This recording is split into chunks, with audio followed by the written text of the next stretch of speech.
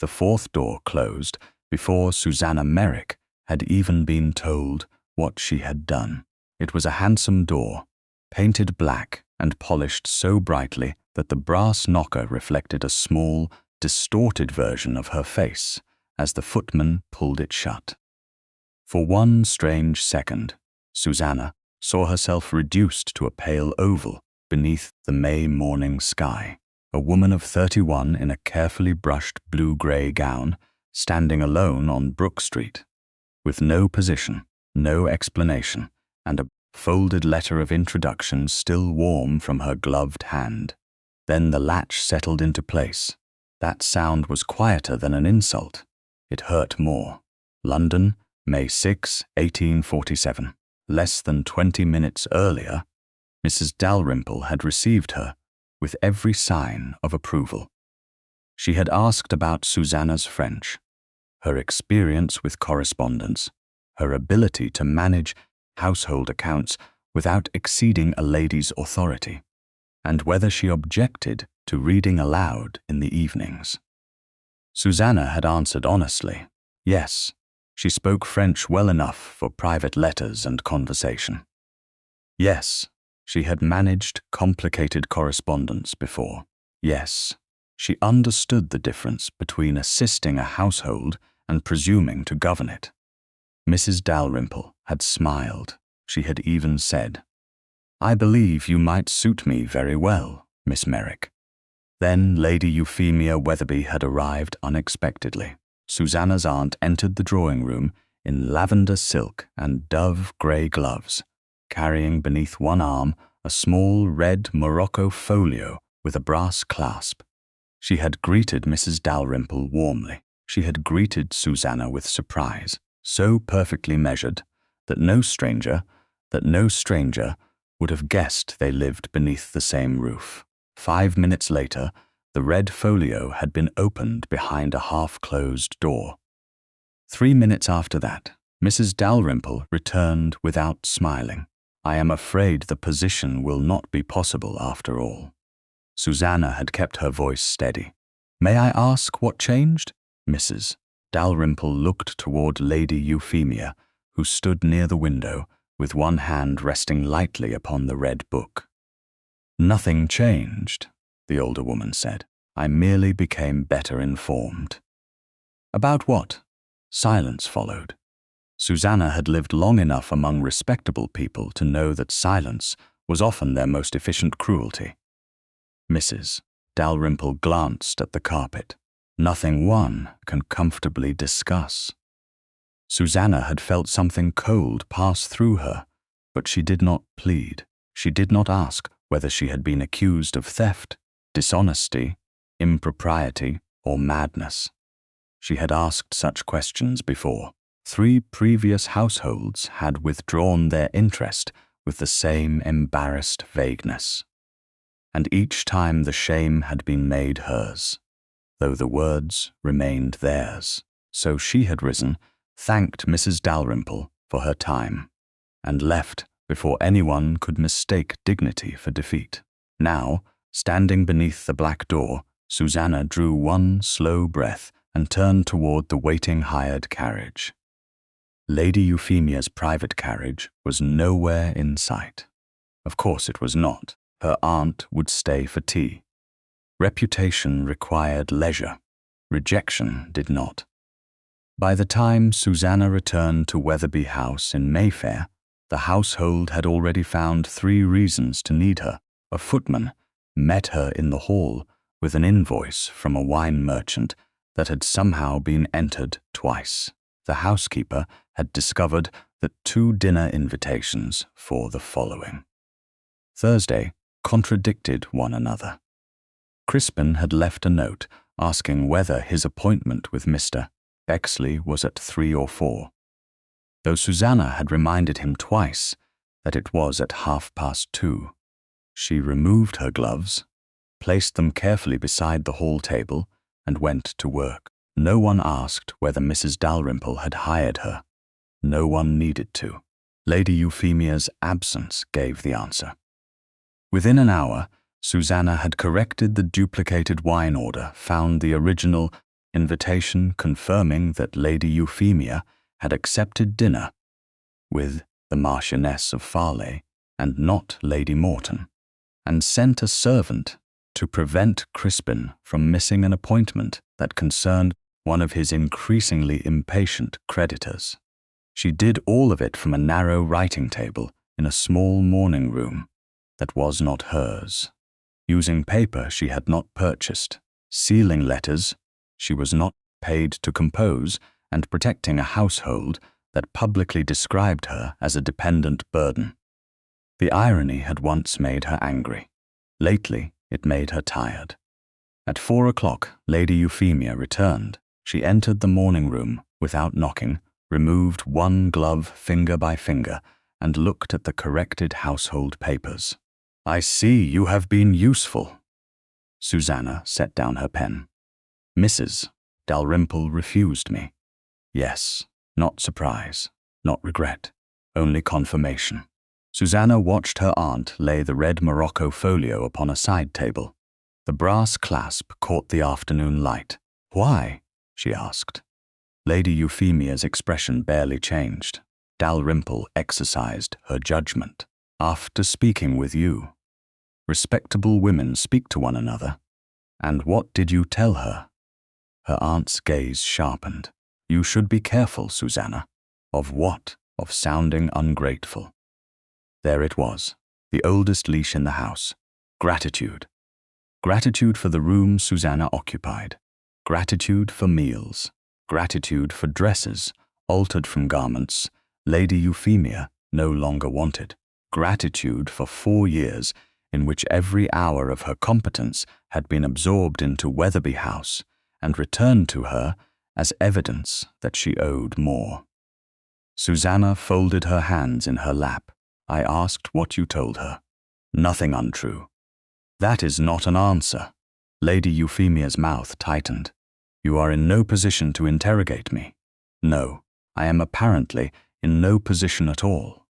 The words came quietly. That made them more dangerous. Lady Euphemia went still. Susannah almost regretted speaking, but only because old habits were difficult to kill. Her aunt moved toward the window. Outside, carriage wheels passed over the street. "You have a home here. I have a room here. You have food, protection, and a family name that still permits you to move in respectable society. Then why will respectable society not employ me?" Lady Euphemia turned. "Perhaps because women of experience can see what you cannot, which is that you are not suited to independence." For a moment, Susannah heard nothing except the small clock on the mantel. Tick, tick, tick. 4 years of unpaid letters.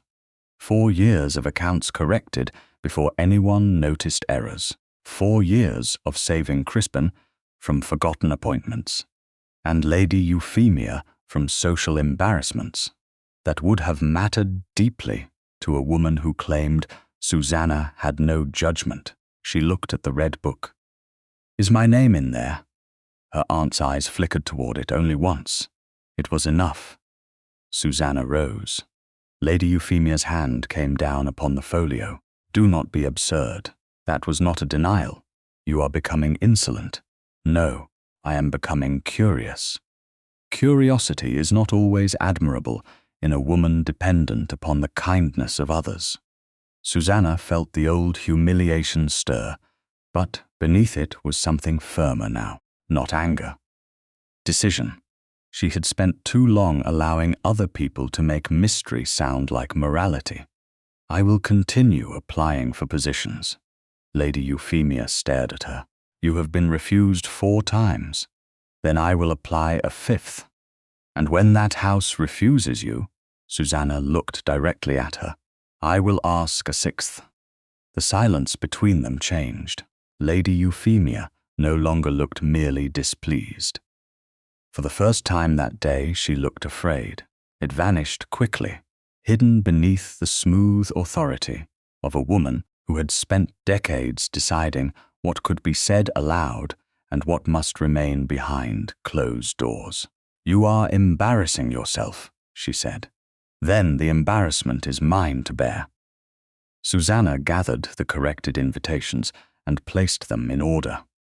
Lady Farley on Thursday. Lady Morton has been declined. The wine merchant's duplicate invoice has been corrected. Crispin should already be with Mr. Bexley. She paused. Will there be anything else? Lady Euphemia stared at the papers, then at Susannah. No. Susannah left the room without looking again at the red folio. She did not see her aunt wait until the door closed. She did not see Lady Euphemia remain motionless beside the writing table, one bare hand resting over the brass clasp, nor did she hear Crispin enter 10 minutes later, complaining about his creditor, his ruined afternoon, and the intolerable inconvenience of having no one remind him sooner. Lady Euphemia waited until he had finished. Then she said very softly, "She intends to apply elsewhere again." Crispin frowned. "Let her. No one will take her." She asked about the register. His irritation vanished. "Does she know?" "No." "Then make certain she doesn't." Lady Euphemia looked toward the door through which Susannah had gone. One more refusal should finally teach her where she belongs.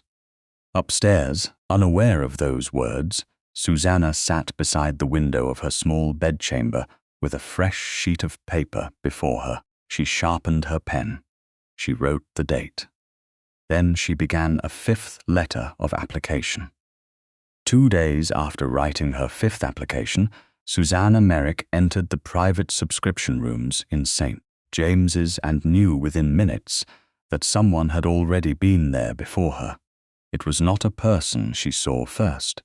It was the red morocco folio. The book rested upon a narrow side table near the tall windows, its worn leather dark against the pale silk wall covering, its brass clasp closed. No one appeared to be guarding it. No one needed to. The women gathered around the room treated it with the peculiar respect society, reserved for objects that carried no formal authority and yet could ruin a life more efficiently than any public accusation. Susannah stopped just inside the doorway. May 8, 1847. 5 households had now considered employing her. 4 had refused. The 5th had not yet decided. She reminded herself of that distinction as a footman announced her name. Lady Sybil Davenant turned first. She was a tall woman of 61 with silver threaded through dark hair and the composed expression of someone who had long ago learned that rank was most effective when it did not need to raise its voice. "Miss Merrick," she said, "I am glad you came." Susannah crossed the room and curtsied. "Thank you for receiving me, my lady." Lady Sybil indicated a nearby chair, but did not sit herself. "I have been told you manage correspondence well." "I have experience with it." That is a careful answer. "I have learned that confident answers are often judged more severely in women who require employment." Something almost like amusement touched Lady Sybil's mouth. "Then perhaps we shall begin with honesty instead." The conversation that followed was unlike the others. Lady Sybil asked precise questions. How many letters could Susannah comfortably answer in a morning? Could she organize invitations without offending those who were not included? Could she read French? Did she know enough Italian to identify names and dates in correspondence? Could she distinguish between matters that required a lady's attention and those that should be handled without troubling her? Susannah answered without embellishment. She spoke French well, Italian poorly, and could manage household correspondence if duties were clearly defined. She did not claim perfection. Lady Sybil seemed to approve of that more than boasts. "And accounts?" she asked. "Summaries, household orders, and checking for duplication. I would not presume to replace a steward or solicitor." Sensible. Another woman had joined them, Mrs. Ashcombe, a widow with a pleasant face and a reputation for generosity toward young companions, listened with increasing interest. "My sister may need someone by autumn," she said. "A woman who can keep correspondence straight without becoming offended by a difficult temper would be valuable." Susannah permitted herself one measured breath. It was not hope. Hope had become too expensive. Still, the conversation remained warm. Lady Sybil asked about preferred hours. Mrs. Ashcombe asked whether Susannah objected to country travel. No one had yet become embarrassed by her presence. Then Lady Euphemia entered. Susannah saw the change in the room before her aunt had crossed half its length. A patroness near the fireplace stopped speaking. Mrs. Ashcombe glanced toward the side table. Lady Euphemia greeted Lady Sybil with practiced graciousness, inclined her head to Susannah as though they were distant acquaintances, and moved toward the red folio. She did not ask permission. She lifted it, opened the brass clasp, turned several pages. Mrs. Ashcombe watched. Susannah did not. She kept her eyes upon Lady Sybil and counted 3 breaths, then 5, then 8. The sound of paper turning ceased. Mrs. Ashcombe's expression changed first. Warmth receded. Caution took its place. Susannah knew that look. She had seen it 4 times before. "I am afraid," Mrs. Ashcombe began, "that I may have spoken too quickly regarding my sister." Susannah looked at her. "You seemed uncertain only moments ago. Now you appear quite certain." Mrs. Ashcombe colored. Circumstances sometimes become clearer. Which circumstances? Silence. Lady Euphemia closed the book. "Respectable women rely upon one another's judgment, Susannah." Before Susannah could answer, a man's voice came from near the far window. What changed? It was not loud. The room heard it anyway. Susannah turned. Tristan Davenant, the 8th Duke of Loxbridge, had been standing beyond a cluster of chairs, partly screened by a tall arrangement of white lilac. She had not noticed him enter. Perhaps no one had. He was dressed in a dark coat of exact simplicity, without the glittering excess some men use to advertise consequence. He did not need ornament. Rank had already done the work. Susannah knew of him, as everyone in London did. He spoke rarely in society, disliked theatrical conversation, and possessed a memory people praised when it served them and feared when it did not. House Davenant supported the subscription rooms. His presence required no explanation. His question did. Mrs. Ashcombe looked unsettled. "Your Grace." Tristan's gaze remained on her. "You wished to recommend Miss Merrick to your sister. Then Lady Euphemia opened that book. You changed your mind. What changed?" Mrs. Ashcombe looked toward Lady Euphemia. Lady Euphemia answered for her. "Surely a duke does not require an account of every private judgment made among women." "No." Tristan's voice was calm. "Only this one." The room went very still. Susannah felt something unfamiliar move beneath her ribs. Not gratitude. Not yet. Gratitude would have been dangerous because it implied rescue, and she had not asked to be rescued. This was something else. Someone had noticed the pattern. Lady Euphemia's hand remained upon the red folio. "Miss Merrick has been considered by several respectable households." "And refused by all of them?" Tristan asked. "Yes." "For what?" No one answered. Mrs. Ashcombe looked down. Lady Sybil's eyes narrowed.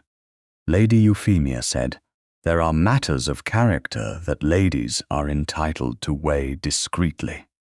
Tristan turned to Mrs. Ashcombe. "Do you believe Miss Merrick unsafe?"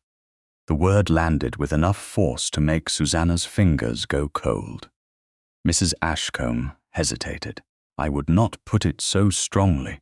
"Then do not put it so vaguely." A murmur passed through the room and disappeared. Mrs. Ashcombe gathered herself. I only mean that certain concerns have been raised. Name one. She could not. Tristan waited. He did not rescue her from the silence. That was what Susannah noticed most. He allowed discomfort to remain where it belonged. At last Mrs. Ashcombe said, "I cannot name a specific incident." "Then you cannot name misconduct."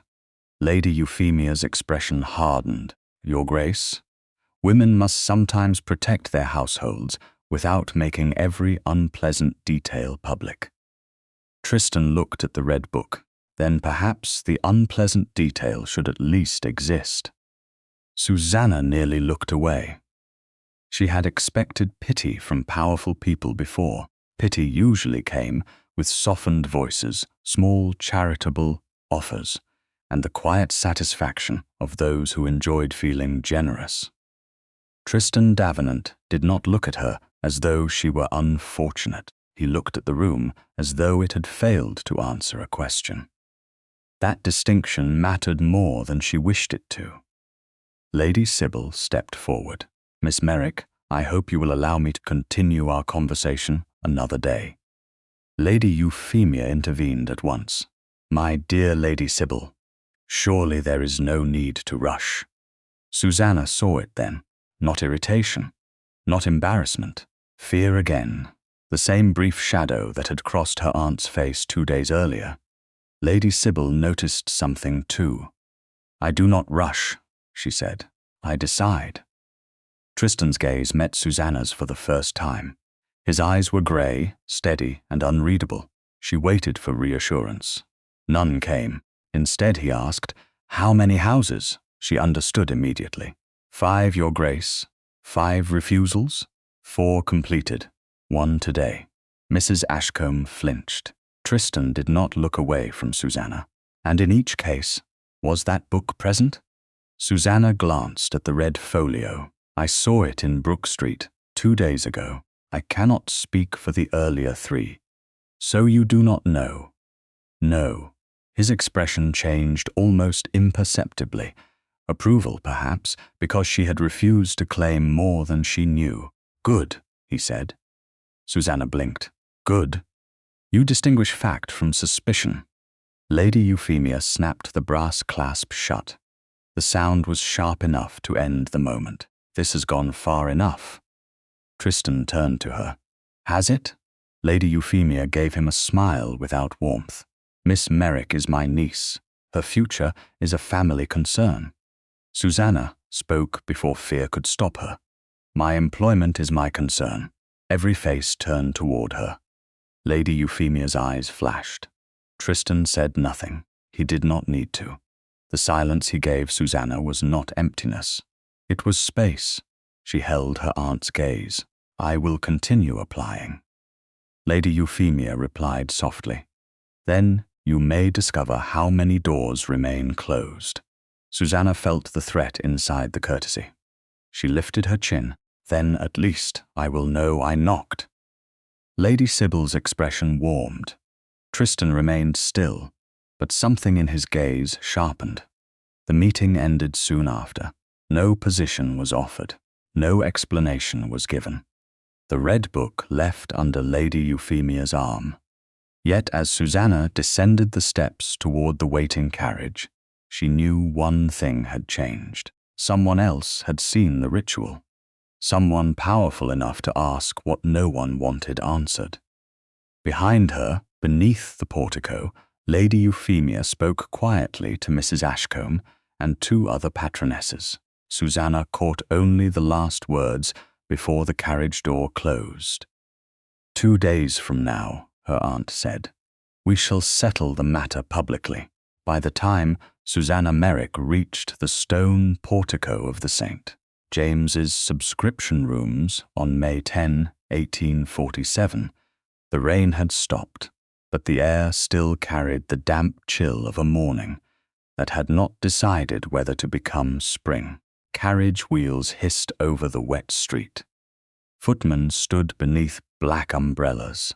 A line of polished equipages waited at the curb, their crests and liveries announcing exactly which families belonged inside and which did not. Susannah knew before anyone spoke that this was not merely another meeting. Lady Euphemia had promised to settle the matter publicly. She had kept that promise. 3 patronesses stood near the entrance beneath the shelter of the portico, along with Lady Sybil Davenant, Mrs. Ashcombe, and 2 women Susannah recognized from earlier interviews. Lady Euphemia was positioned among them with the serene composure of a woman who had arranged the stage before the audience arrived. The red morocco folio was nowhere visible. That almost made the scene worse. Susannah descended from the hired carriage, paid the driver, and came forward alone. Every face turned toward her. Lady Sybil gave the smallest inclination of her head. It was not reassurance, it was acknowledgement. Susannah valued it more. Lady Euphemia waited until she stood within earshot of everyone. "Miss Merrick," she said, "there has been some confusion regarding your position." Susannah removed one glove slowly. "I was not aware I had one." Mrs. Ashcombe glanced away. One of the other patronesses, Lady Calder, cleared her throat. "You must understand, Miss Merrick, no respectable house can accept the risk." The words were mild. That was the cruelty of them. Susannah looked at her. "What risk?" Lady Calder's lips parted. Nothing came. Susannah turned to the next woman. "Mrs. Ashcombe?" Mrs. Ashcombe pressed her gloved hands together. "I don't think this is the place." "Then where is the place?" Susannah asked. No one answered. The silence spread outward beneath the portico, past the waiting footman, and the carriage lamps glimmering in the wet street. Lady Euphemia stepped in before the discomfort could deepen. "You have had 5 opportunities to understand what others see clearly." Susannah faced her aunt. "Then say it clearly." A flicker passed through Lady Euphemia's eyes. "Every respectable house has refused you." There were moments when humiliation became so complete that it lost its sharpness. It became something older, simpler. Susannah stood before women who had judged her without naming a charge. And for the first time, she understood that perhaps the purpose was not to make her feel guilty. It was to make her feel powerless. She looked from one face to another. "I will ask once more, what have I done?" Mrs. Ashcombe looked down. Lady Calder adjusted the cuff of her glove. Another patroness glanced toward the street, as though a passing carriage required urgent study. Lady Euphemia said, "Some questions are better left unanswered." "For whom?" Susannah asked. That was when Tristan Davenant stepped out from the shadow of the doorway.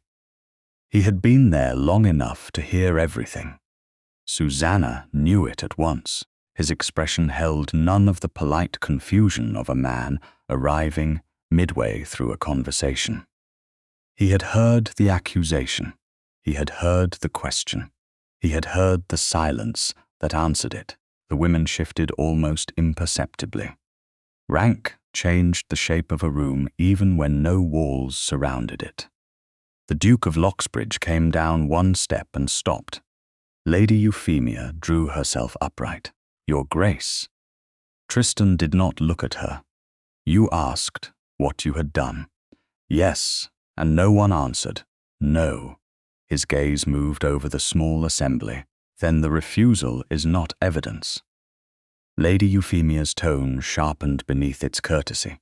"Surely your Grace does not intend to dismiss the judgment of several respectable women." "I dismiss unnamed charges." "You know nothing of the matter." "That appears to be more than anyone here is willing to say aloud." A footman lowered his eyes. Mrs. Ashcombe flushed. Susannah felt the dangerous beginning of hope and forced it down. A duke's intervention could end a conversation. It could not give her a future. She had learned enough not to mistake a moment of protection for permanence. Then Tristan reached inside his coat. The sound was small. Metal touched metal. he brought out a plain ring bearing 3 dark steel keys. No ornament, no jeweled handle, no ceremonial ribbon. Household keys, used and real. Susannah stared at them. Tristan descended the final step and stopped before her. He opened his hand. The keys lay across his palm. Then, take mine. For one suspended second, no one moved. Susannah heard the distant clatter of a carriage turning the corner. The keys were not heavy, yet when Tristan placed them in her open palm, their weight seemed to travel through her entire arm, cold steel against bare skin. Lady Euphemia inhaled sharply. "Your Grace, this is absurd." Lady Sybil moved before anyone else could. Her voice was crisp. "No, Euphemia, it is employment."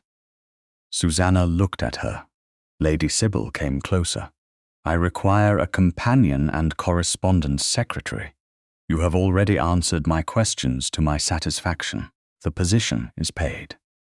You will have a private room, defined duties, regular wages, and the freedom to resign if the arrangement does not suit you." Susannah's fingers remained open around the keys. She did not close them yet. "What do they open?" Tristan answered. "The west side entrance of Davenant House, the household morning room cabinet, the household correspondence room. Not your private study? No. Not your personal correspondence? No.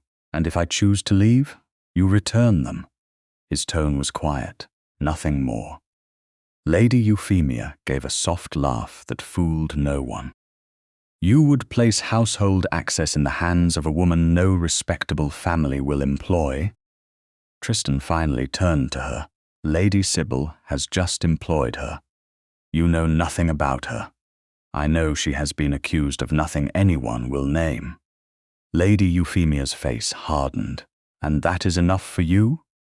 Tristan looked back at Susannah. "It is enough to ask whether she can do the work." Susannah felt every eye upon her. The keys remained in her open hand. She thought of Brook Street, of the black door, of Mrs. Dalrymple's lowered gaze, of 4 years spent repairing other people's disorder while being told independence did not suit her. Then she asked the only question that mattered. "Is this charity?" Tristan's expression did not change. "No." The answer came without softness, without pity, without the elaborate kindness people used when they wanted gratitude in return. Susannah closed her fingers around the keys. "Then I accept the position." Lady Sybil smiled. Mrs. Ashcombe looked relieved. Lady Euphemia looked furious. Crispin, who had arrived from the street during the exchange and now stood half behind his mother, looked afraid. Susannah noticed it, only for a moment, but unmistakably. Not outrage, not wounded family pride, fear. Tristan noticed him too. His gaze sharpened, though he said nothing. Lady Euphemia recovered first. "Susannah, you cannot simply leave Wetherby House as though obligations mean nothing." Susannah turned to her. "I have no wages there. You have a home. I have a room. You are family. Then, perhaps family should not require a woman to remain dependent in order to be useful." The words landed harder than she intended. Crispin stepped forward. "Don't be dramatic." Susannah looked at him. "I am not. I have accepted employment. You have been manipulated by a gesture." Tristan's voice cut in, calm and final. "The gesture was mine. The choice was hers." Crispin stopped. Susannah looked down at the keys once more. 3 pieces of dark steel. Nothing beautiful, nothing sentimental. Yet they represented the first terms ever offered to her plainly. Work, wages, boundaries, freedom to leave. Lady Sybil touched her arm lightly. "Come tomorrow morning. We will settle the details properly." "Thank you, my lady." Susannah looked at Tristan. "Your Grace." He inclined his head. No smile, no promise. Somehow that made the moment feel more trustworthy. The gathering began to break apart. Carriage doors opened. Footmen moved forward. Mrs. Ashcombe murmured something apologetic that Susannah could not quite hear and was not ready to accept. Lady Euphemia swept toward her carriage without waiting for Crispin. Susannah remained beneath the portico beside Lady Sybil. For another moment, the steel keys warm now inside her closed hand. She did not hear Crispin catch up to his mother before they reached the curb. She did not hear him lower his voice. If she learns why they refused her, she will never come back. Lady Euphemia did not look at him. Then make certain she doesn't. The first thing Susannah noticed about Davenant House was that no one expected gratitude before giving her instructions. On the morning of May 11th, 1847, she arrived at Grosvenor Square with one modest trunk, a smaller case of books and papers, and the 3 dark steel keys secured inside her reticule. The house stood behind a restrained stone facade that seemed almost severe compared with the more ostentatious residences nearby. Nothing about it begged to be admired. That, Susannah thought, as the footman admitted her, suited its master. Lady Sybil received her in the morning room with tea, a written list of duties, and the announcement that her wages would be paid quarterly through the household steward. Susannah read every line before signing her name. Lady Sybil watched without impatience. "You may take your time. I intend to." "Good. Women are too often hurried through agreements that others later insist they accepted freely." Susannah looked up. "Then I believe we shall suit one another." Lady Sybil smiled. I had reached the same conclusion. Tristan entered several minutes later, carrying a small ring of keys identical in plainness to the ones already in Susannah's possession, though not the same keys. He inclined his head to his aunt, then to Susannah. "Miss Merrick, your Grace." Lady Sybil folded the employment paper and passed it to Susannah. "I shall leave His Grace to explain the geography of the house. He has been remarkably precise about it." Tristan's expression barely changed. Precision prevents misunderstanding. "So does conversation," Lady Sybil replied, rising. "You might attempt both." She left before he could answer. Susannah almost smiled. Tristan looked toward the door, through which his aunt had disappeared, then back at her. "Shall we?" He did not offer his arm. She was grateful for that. They began with the west side entrance, reached by a short passage used by trusted household members who needed access without disturbing formal callers at the front of the house. Tristan indicated the first key. "This opens that door only, not the service entrance." "No. Why give me separate access?" "Because Lady Sybil keeps irregular hours during the season, and your work may require you to come and go with correspondence. You should not need to wait for someone to admit you every time." Susannah turned the key once, then locked the door again. The mechanism moved cleanly. She returned the key ring to her reticule. They proceeded to the household morning room.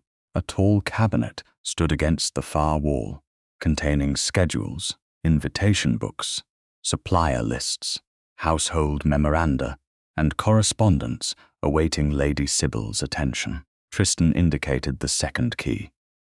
"This cabinet contains household papers, nothing private belonging to me." "And the third?" "The correspondence room." He led her there next. It was smaller than she expected, with 2 writing desks, pigeonholes for incoming and outgoing letters, shelves for household records, and a locked inner cabinet. Tristan stopped before it. "Your key opens the room. It does not open that cabinet. What is inside? My personal correspondence." "Then I have no need to know."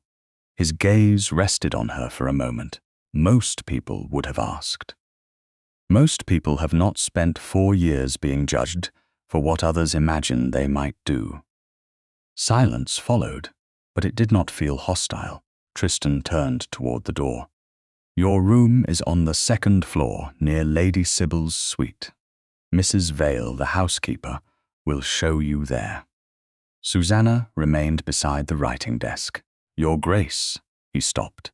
Yes? I would like one additional condition added to the written arrangement. He waited. My duties must remain defined. I will not become responsible for every overlooked task simply because I am capable of doing it. Something changed in his expression. Not surprise exactly. Recognition. That is reasonable. And if additional duties are added, the arrangement should be discussed first. Agreed. I also wish to be clear that I may leave without owing gratitude as a debt. Tristan was very still. You owe me no debt. People often say that before presenting the account. Then I will not say it twice. Susannah studied him. There was no offense in his face, no wounded pride, only certainty. She nodded. Very well. His gaze dropped briefly to the reticule where the keys rested. And I should make one matter equally clear. Those keys do not grant anyone else access through you. If a member of the household asks to borrow them, you may refuse. Even a senior servant, especially if the request concerns a room outside that person's duties. And if you ask, the question escaped before she could reconsider it. Tristan looked at her directly.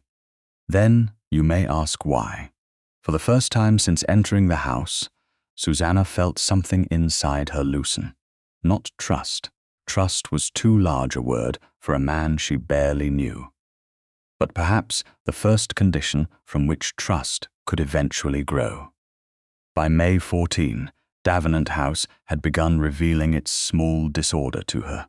Not chaos, nothing so dramatic. The household was well run.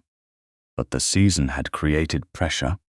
Lady Sybil's correspondence had multiplied, and 3 separate people had begun keeping partial records of the same invitations. Susannah discovered 2 duplicate orders for imported tea, 4 unanswered letters from a charity committee, and a dinner acceptance copied incorrectly into the wrong week.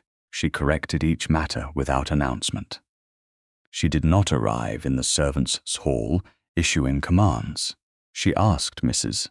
Vale, who held responsibility, returned decisions to the proper person, and changed only what fell within her own authority. On the 3rd afternoon, a junior housemaid named Annie Price was summoned over a missing linen count. Susannah heard the exchange only because Mrs. Vale brought the inventory book into the correspondence room. 12 damask napkins absent from the cupboard, the housekeeper said. The girl insists she returned them. Annie stood near the door, pale and rigid. I did, ma'am. After Tuesday's dinner, I counted them myself. Mrs. Vale was not cruel, but she was exact. The book says otherwise. Susannah looked at the figures. The total had been copied forward from the previous month. She checked the original count, then the laundry return. Mrs. Vale, may I see the March inventory? The housekeeper brought it. Susannah compared 3 pages. The error began 6 weeks ago. The cupboard was recorded as holding 12 more napkins than it actually contained. Miss Price has not lost anything.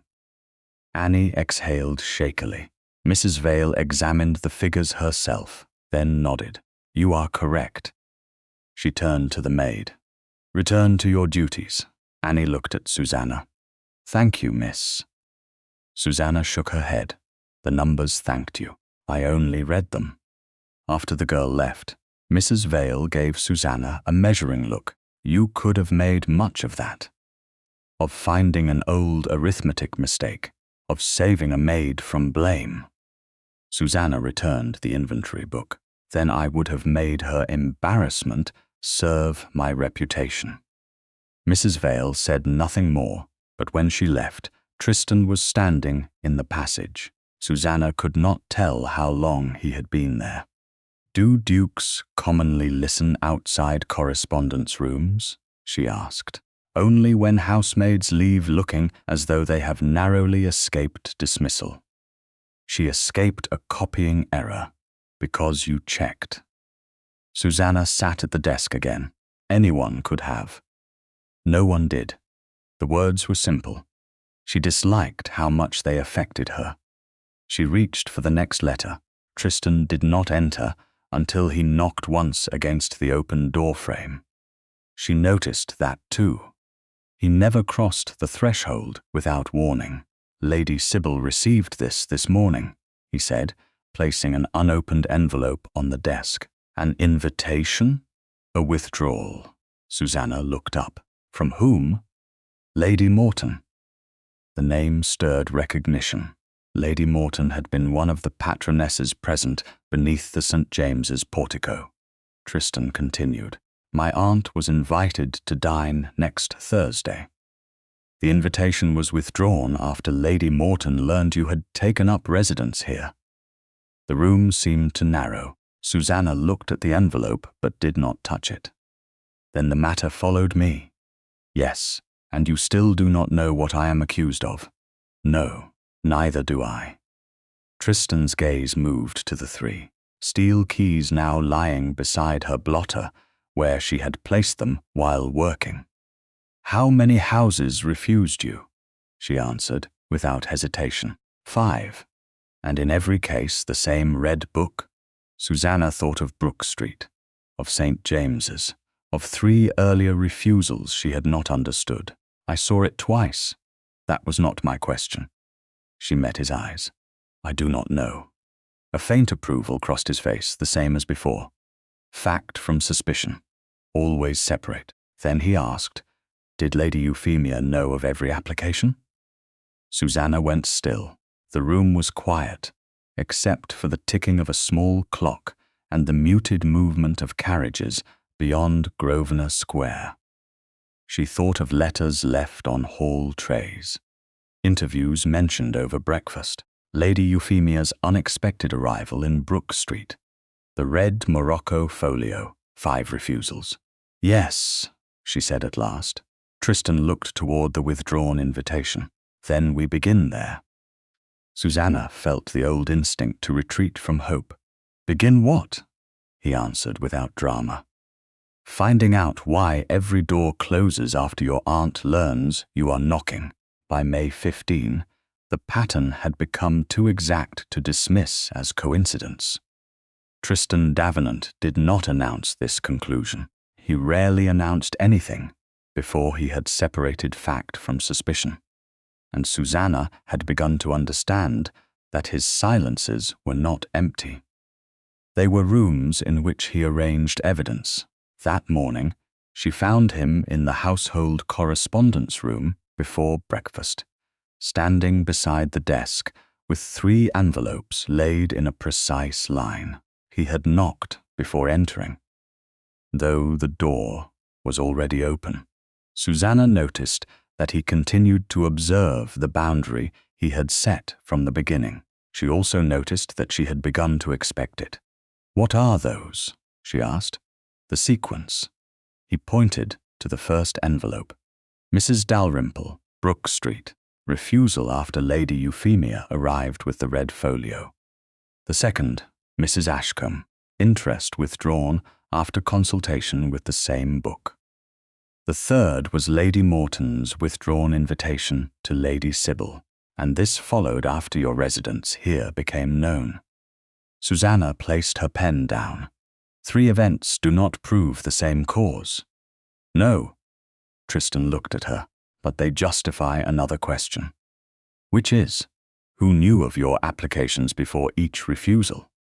Susannah did not answer immediately. She had spent 4 years at Wetherby House, learning how information moved without appearing to move. A letter left upon a hall tray could become breakfast conversation. A visit mentioned to the housekeeper could reach Lady Euphemia by luncheon. Crispin asked questions only when he wanted something, but servants were always being asked to remind him of names, times, addresses, obligations. Susannah thought of the first application she had sent the previous winter, then the second, then the third. My aunt knew of all 5. Before the interviews? Yes. Crispin?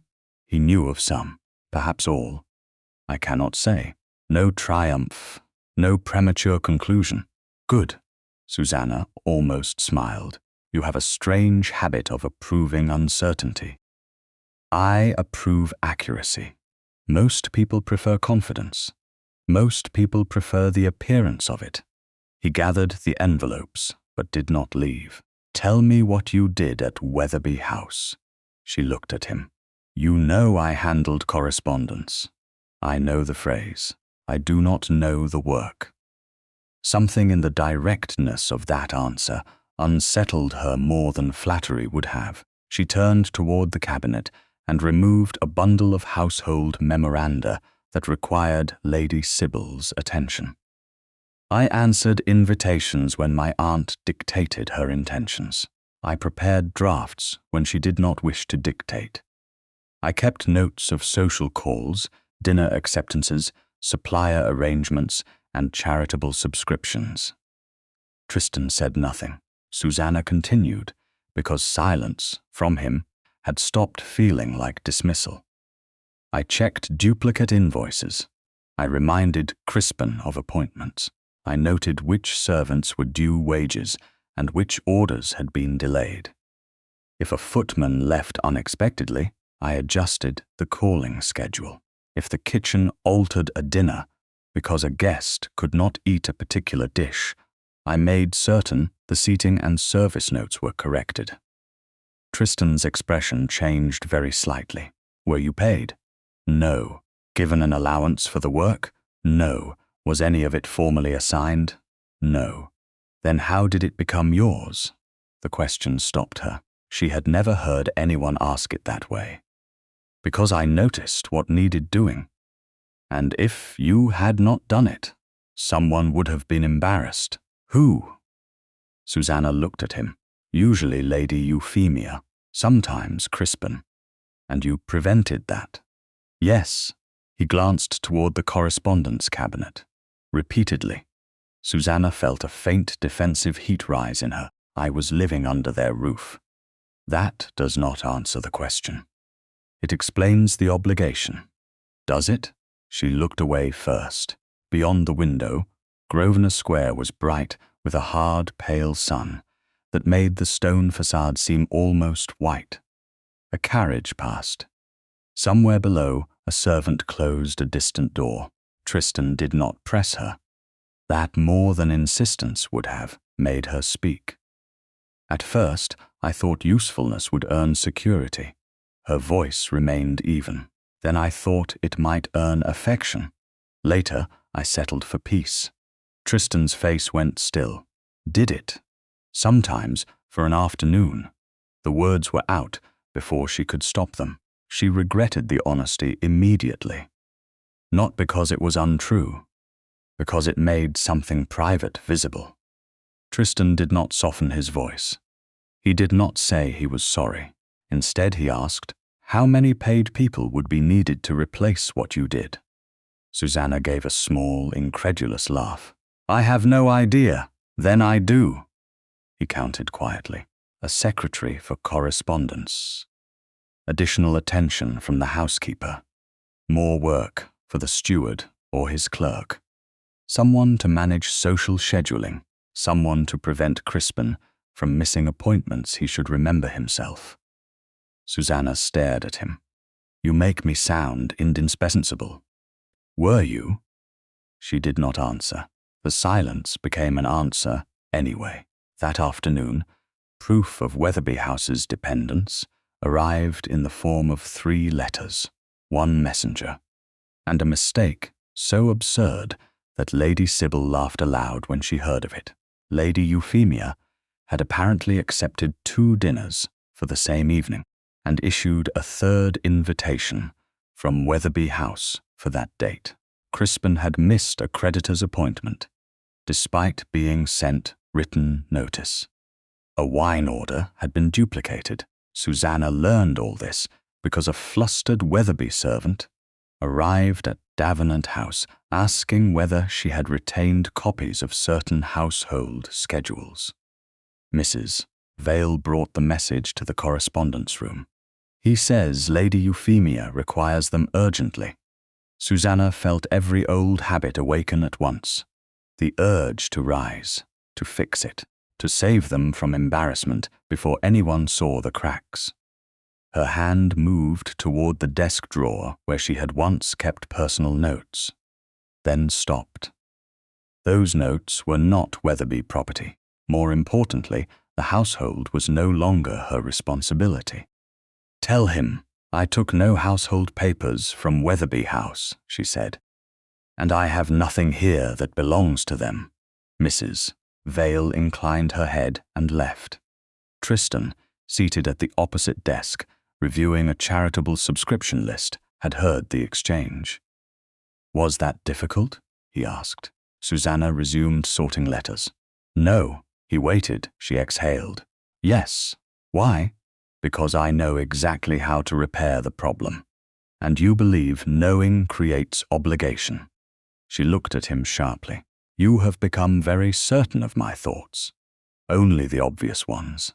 That is an irritating answer. It was intended to be accurate. Despite herself, she smiled. It was brief but real. Tristan saw it. He looked back at the papers before him, yet something in the room had changed. The silence that followed was not awkward. For the first time, it was almost companionable. They worked that way for nearly half an hour, pen scratching against paper. Carriage wheels muttering beyond the windows, no conversation required. Susannah had known many silences in Wetherby House, punishing silences, watchful silences. Silences designed to make her apologize for existing incorrectly. This one asked nothing from her. That was why she found it dangerous. Near 5 o'clock, Tristan placed his pen down. "They did not keep you because you were useless." Susannah's hand stilled. He was not looking at her. He looked instead at the orderly rows of letters she had sorted, the corrected invitation book, the memoranda prepared for Lady Sybil. Then, after a pause, he added, "They kept you because you were not." The words struck more deeply than praise. Susannah had spent years thinking her usefulness was the price she paid for being tolerated. Tristan had turned the thought over and shown her the other side. "That is a serious accusation," she said quietly. "It is a possibility. Against my aunt." "Yes. Based on what?" "Patter, motive, opportunity." He met her eyes. "Not proof." Susannah nodded. "Good." This time he almost smiled. "You approve uncertainty. I approve accuracy." For one suspended moment, neither moved. Then the door opened and Lady Sybil entered without ceremony, holding a folded paper in one hand. "I have remembered something," she said. Tristan rose. Susannah did the same. Lady Sybil looked from one to the other. "Years ago, when my sister-in-law was still alive, she supported a private circle of patronesses concerned with household character and references, women seeking positions, companions, dependents, gentlewomen of reduced means." Tristan's attention sharpened. "My mother?" "Yes." Lady Sybil frowned, searching memory. "The circle kept records, quietly. I had forgotten the details because I never took part in it." Susannah felt the room grow colder. "What kind of records?" Lady Sybil's gaze moved to her, a character register. No one spoke. Susannah thought of red Morocco leather, a brass clasp, Mrs. Dalrymple's smile vanishing behind a half-closed door. Tristan stood very still. "Where are the founding papers?" Lady Sybil answered without hesitation. "In the Davenant family archive." Susannah looked at him. "And if the red book belongs to that same circle?" Tristan's expression hardened, not with anger, but resolve. "Then we stop guessing." The Davenant family archive occupied 2 locked rooms at the rear of the house where the air smelled faintly of paper, leather, dust, and the particular dryness of things preserved, because someone once believed they would matter later. On May 19, 1847, Susannah stood beside Tristan and Lady Sybil while a senior footman opened the outer door, withdrew, and left the 3 of them alone among shelves of deed boxes, ledgers, correspondence bundles, and labelled portfolios arranged by year. Susannah had expected grandeur. Instead, the room felt almost austere. No portraits watched them. No polished display cases turned memory into decoration. The past had been placed in boxes and tied with tape. Tristan went directly to a cabinet near the far wall. "My mother died 12 years ago," he said as he selected a key from his own ring. "Her private papers were separated from estate business, but Lady Sybil believes the patroness's circle documents may have been preserved here." Lady Sybil adjusted her spectacles. "Your mother kept everything. That is not a compliment. It was not intended as one." Susannah might have smiled under different circumstances.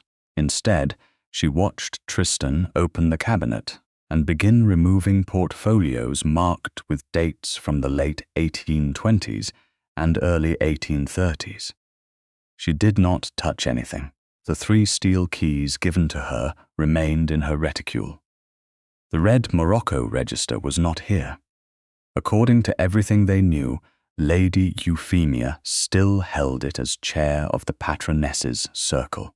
This room contained only the possibility of explaining how such a book had acquired authority. Nearly an hour passed before Lady Sybil found a narrow packet tied with faded grey ribbon. The label read, "Private Circle for Household Character and Placement. Founding Papers." Tristan took it from her, but he did not open it immediately. His thumb rested against the edge of the paper. "My mother's hand." Susannah heard something in his voice she had not heard before. Not grief exactly. Something quieter. The recognition of a dead person's habits in ink. He untied the ribbon. Inside were 12 sheets of thick paper, several letters, and 1 formal set of rules bearing names Susannah, recognized from families still prominent in London society. At the bottom of the first page appeared the signature of the late Duchess of Loxbridge. Tristan read silently at first. Then his expression changed. "What is it?" Lady Sybil asked. He handed the page to Susannah. "Read the 3rd paragraph." Susannah did. The purpose of the circle, according to the document, was to help respectable households verify the character of gentlewomen, companions, widows, and dependents seeking private employment. It was also meant to protect those same women from dangerous placements, abusive employers, or false accusations that might otherwise ruin them without recourse. Susannah looked up. "Protect them." Tristan nodded once. That was the stated intention. "Then either the system failed," she said, "or someone taught it to serve the opposite purpose." Lady Sybil moved closer. "Keep reading." The rules became more specific. An adverse character entry could not be made merely upon rumor. It required a stated allegation. Testimony from at least 2 patronesses, 3 countersignatures, written notice to the woman concerned, an opportunity to answer. Susannah read the list twice, then a 3rd time. She felt no triumph, only a slow, painful clarity. "I received none of this." "No," Tristan said. "No allegation?" "Nah." "No notice?" "Nah." "No opportunity to answer?" She looked at him. "I was not even told there was a question." The room went still. Lady Sybil lowered herself into a chair. Then whoever marked that register ignored every safeguard. Susannah turned back to the page. "If my name is marked," Tristan's gaze sharpened, "you still separate fact from suspicion." We have not seen the entry. No. Then we do not know what is written beside my name, he nodded. Agreed. She expected relief at his restraint. Instead, she felt something heavier. The rules meant there had been a process. A process meant there had been a choice. Someone had not merely disliked her. Someone had known how the system was supposed to work and had used its appearance without its protections. She placed the document carefully on the table. Who controls the current register? Lady Sybil answered. The chair of the circle. Susannah looked at her. Lady Euphemia, yes. There it was. Not proof of guilt, not yet, but a door with her aunt standing before it. Tristan gathered the founding papers into order. I will request the register. Susannah turned to him at once. No, he stopped. No, not like that. I am one of the principal subscribers to the rooms. That is precisely why. His expression cooled slightly, though not with anger. Explain. Susannah folded her hands to keep them steady. If you demand the book because you are a duke, then they will say I needed rank to avoid scrutiny. If you force access, Lady Euphemia will claim you interfered before the process could examine me fairly. The process did not examine you fairly. Then let us prove it by using the rules they ignored. Lady Sybil watched her with open interest. Tristan said nothing. Susannah continued. The annual Patroness's Review is next week, is it not? Lady Sybil nodded. May 27. Then the register will be there. Most likely. I will request to inspect the entry against me through the circle's own procedure. Tristan's gaze rested on her, and if they refuse, then the refusal becomes evidence of its own kind. Not proof of who entered the mark, no. Not proof of motive, no. Not proof of conspiracy, no. He almost smiled. You are very strict.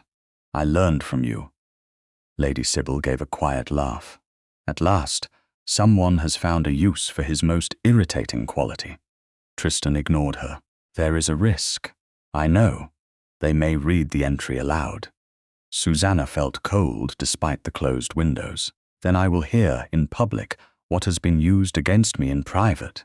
They may humiliate you. They already have. This would be different. Yes. Her voice lowered. Because this time I would be present.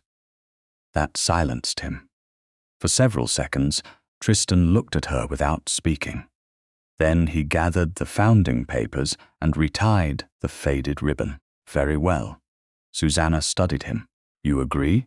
I agree that you should ask first through their procedure. And if they refuse, then we decide the next step. She heard the difference immediately. We decide. Not I decide. She looked down at the signature of his late mother before Tristan returned the papers to the portfolio. And if her name becomes part of this? She asked. His hand paused. Lady Sybil looked at him too. Tristan's face revealed almost nothing, but the question had reached him. His mother had helped give prestige to the circle. If the system had been corrupted, House Davenant would not stand entirely outside the story. Then it becomes part of the truth, he said. Susannah held his gaze. You say that here? Yes. In a locked archive with only 3 people present. Something sharpened between them. Not hostility. Test. Tristan did not look away. You doubt I would say it elsewhere. I do not know you well enough to know what you would say before society when your own family name is involved. The honesty might have offended another man. Tristan only nodded once. Fair. She was surprised by the answer. That is all. Would you prefer outrage? I am accustomed to it. Then I will disappoint you. The faintest warmth touched her face before she could stop it. Lady Sybil rose. Good. Since both of you have managed not to ruin the morning, perhaps we may now send the request properly. By that afternoon, Susannah sat at her desk in the household correspondence room, with the founding rules, copied accurately beside her and a blank sheet before her. She did not ask Tristan to write the letter. She did not ask Lady Sybil to sign it for her. She wrote in her own hand to the secretary of the patroness's circle, requesting formal inspection of any adverse entry recorded under the name Miss Susannah Merrick at the annual review on May 27. She cited no accusation because none had ever been named. She claimed no innocence because no charge had been presented. She asked only to see what had been used to close 5 doors against her. When she finished, Tristan stood near the open doorway, waiting without entering. "Is it ready?" he asked. "Yes." "May I read it?" Susannah considered, then handed him the letter. He read every word. "You make no threat, no. No appeal to my rank, no. No mention of Lady Euphemia. Not yet." He returned the page. "Good." Susannah sealed the letter. "You approve accuracy again?" "Always." The request left Davenant House before dusk. For the first time, Susannah did not feel like a woman begging to be admitted somewhere. She had asked a question in writing, under her own name, using the rules that should have protected her from the beginning. The answer would come on May 27, and somewhere in London, under Lady Euphemia's control. The Red Morocco Register waited to be opened. On May 27, 1847, Susannah Merrick entered the St. James's subscription rooms, knowing that somewhere inside the building, a single black mark might finally tell her why 5 respectable households had closed their doors against her. She arrived beside Lady Sybil Davenant shortly before 11. The morning was bright, the pavements dry after several days of unsettled weather, and a succession of carriages had already deposited, ladies in silk bonnets and restrained morning gowns beneath the stone portico. Nothing in the outward scene suggested danger. That was the nature of respectable cruelty. It rarely raised its voice. Inside, the annual review of the private patroness's circle had begun to gather. Chairs stood in orderly rows.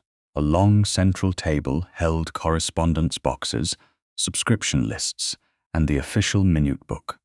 At its far end sat Lady Euphemia Weatherby. Beside her rested the Red Morocco Register. Susannah saw it immediately. The brass clasp was closed. Lady Euphemia's gloved hand lay beside it. Mrs. Fenner, the circle's paid secretary, sat with pen and paper ready, her expression professionally neutral. Several women who had witnessed Susannah's earlier rejection were present, including Mrs. Ashcombe and Lady Calder. Tristan Davenant stood near one of the tall windows, dressed in the same severe simplicity. Susannah had begun to associate with him. House Davenant remained a principal subscriber to the rooms, so his presence required no defense. Still, Lady Euphemia's eyes hardened when she saw him. Susannah noticed. Tristan did not approach her immediately. He only inclined his head. The gesture said enough. He was there. He would not take over. Lady Sybil sat beside Susannah as the routine business began. Subscriptions were recorded. 2 requests for assistance in placing elderly companions were discussed. A disagreement concerning references for a widowed gentlewoman occupied nearly 20 minutes. Susannah listened without hearing much. The red book remained closed. At last Mrs. Fenner announced, "There is also a written request from Miss Susannah Merrick concerning any adverse character entry recorded under her name." Silence fell with startling speed. Lady Euphemia did not look at Susannah. That matter need not detain the annual review. Susannah stood. "I believe it must." Several heads turned. Lady Euphemia finally raised her eyes. "You have already been informed that certain households exercised their judgment. I have been informed of their refusal. I have not been informed of any act I committed to cause it. This is not a tribunal. Then I am not asking for a verdict. I am asking to see what has been written about me. Mrs. Fenner glanced toward Lady Euphemia. The request was submitted according to the circle's procedure. Lady Euphemia's mouth tightened. Procedure also requires discretion. Susannah answered quietly, "Discretion for whom?" A murmur stirred and died. Lady Sybil remained seated, but Susannah felt the strength of her presence beside her. Tristan had not moved. Lady Euphemia folded her hands. "Miss Merrick, you risk making a private matter unpleasantly public." Susannah looked at the red folio. It became public the moment 5 households acted upon it. Mrs. Ashcombe lowered her eyes. Lady Calder studied the table.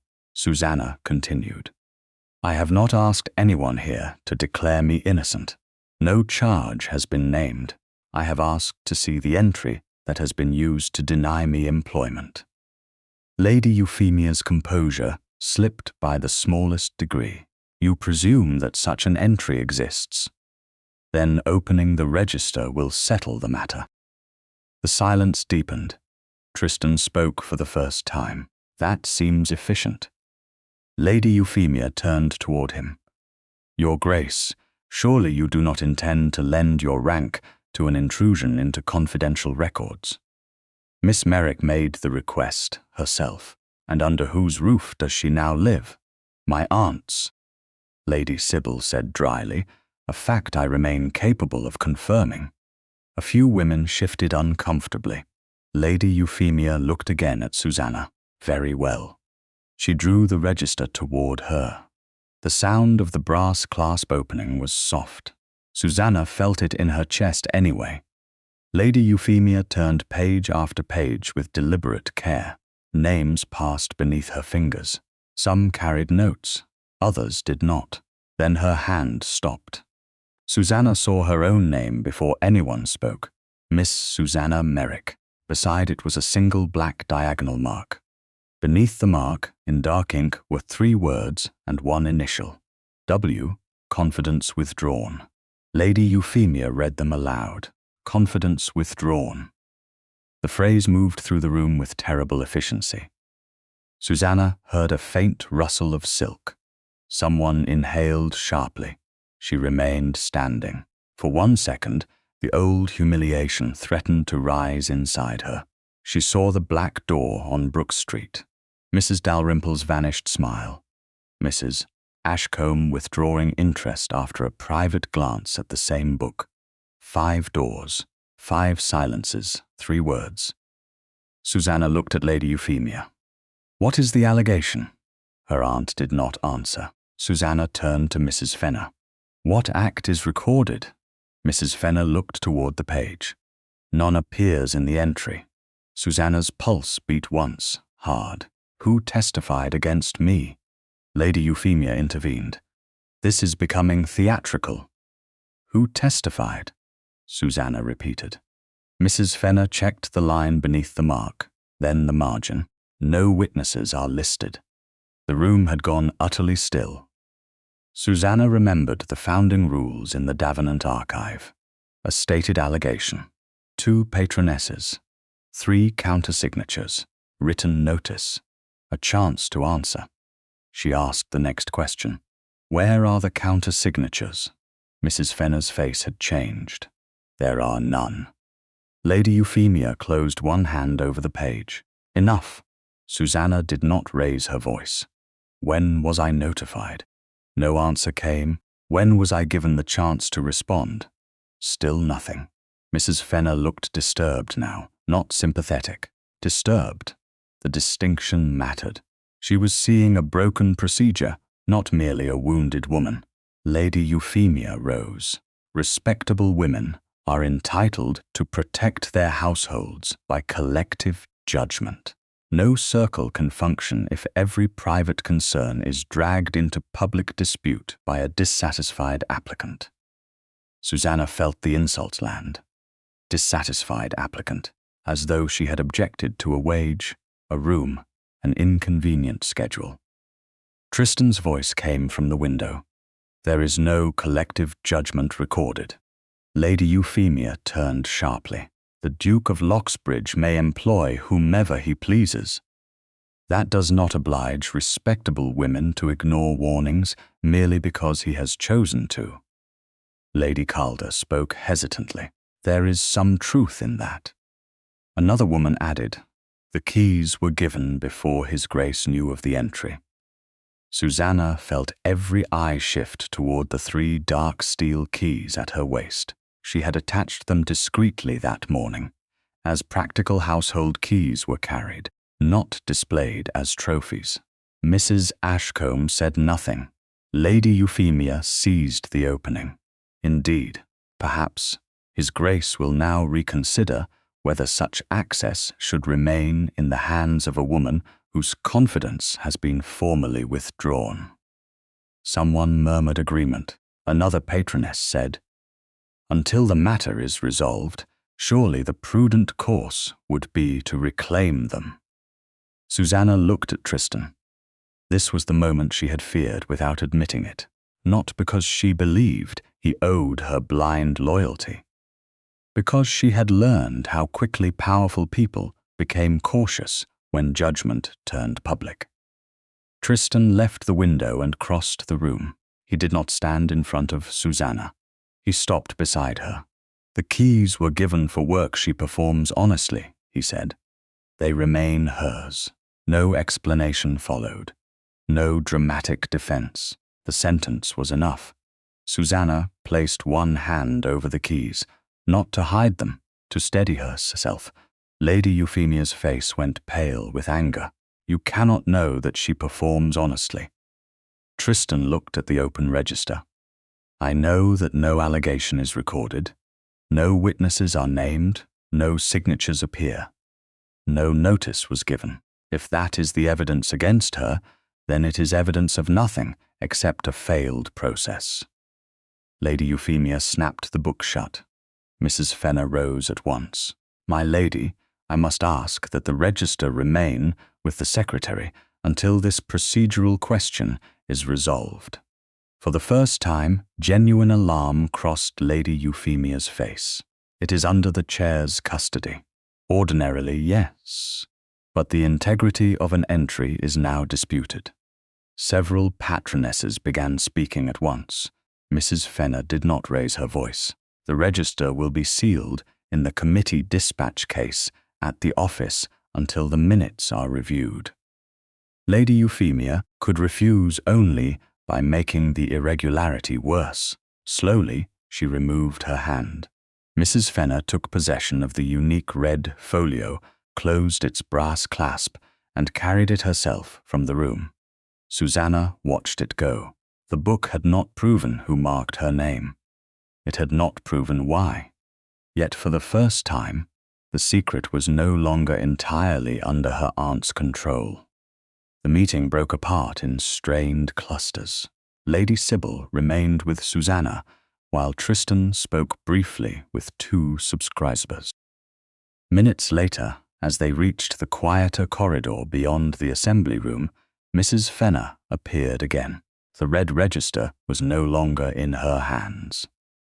It had already been sealed in the locked dispatch case at the committee office, exactly where procedure required it to remain. She approached Tristan first, but her eyes moved to Susannah.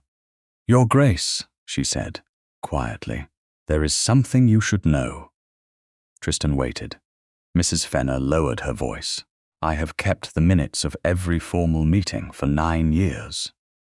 Susannah felt the air change. Mrs. Fenner continued.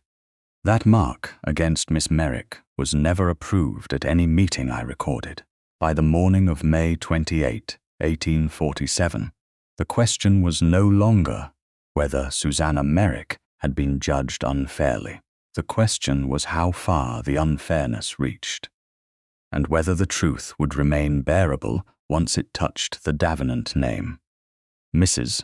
Fenner came to Davenant House shortly after 10, carrying no red register. That book remained sealed in the committee office, locked inside the dispatch case, where she had placed it after the annual review.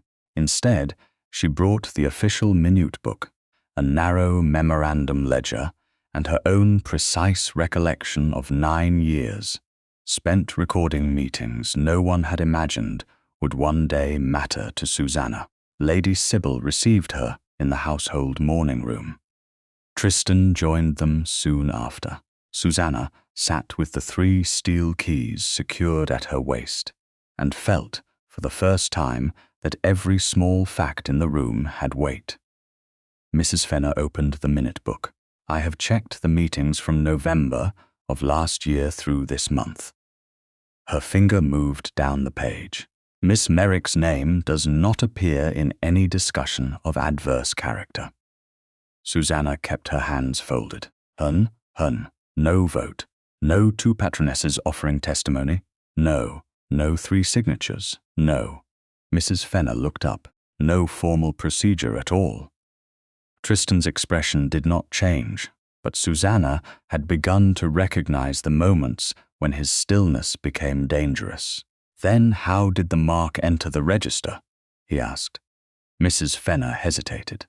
The chair has practical access for routine entries and annotations between meetings. Lady Sybil's mouth tightened. Lady Euphemia, yes. Mrs. Fenner did not soften the answer.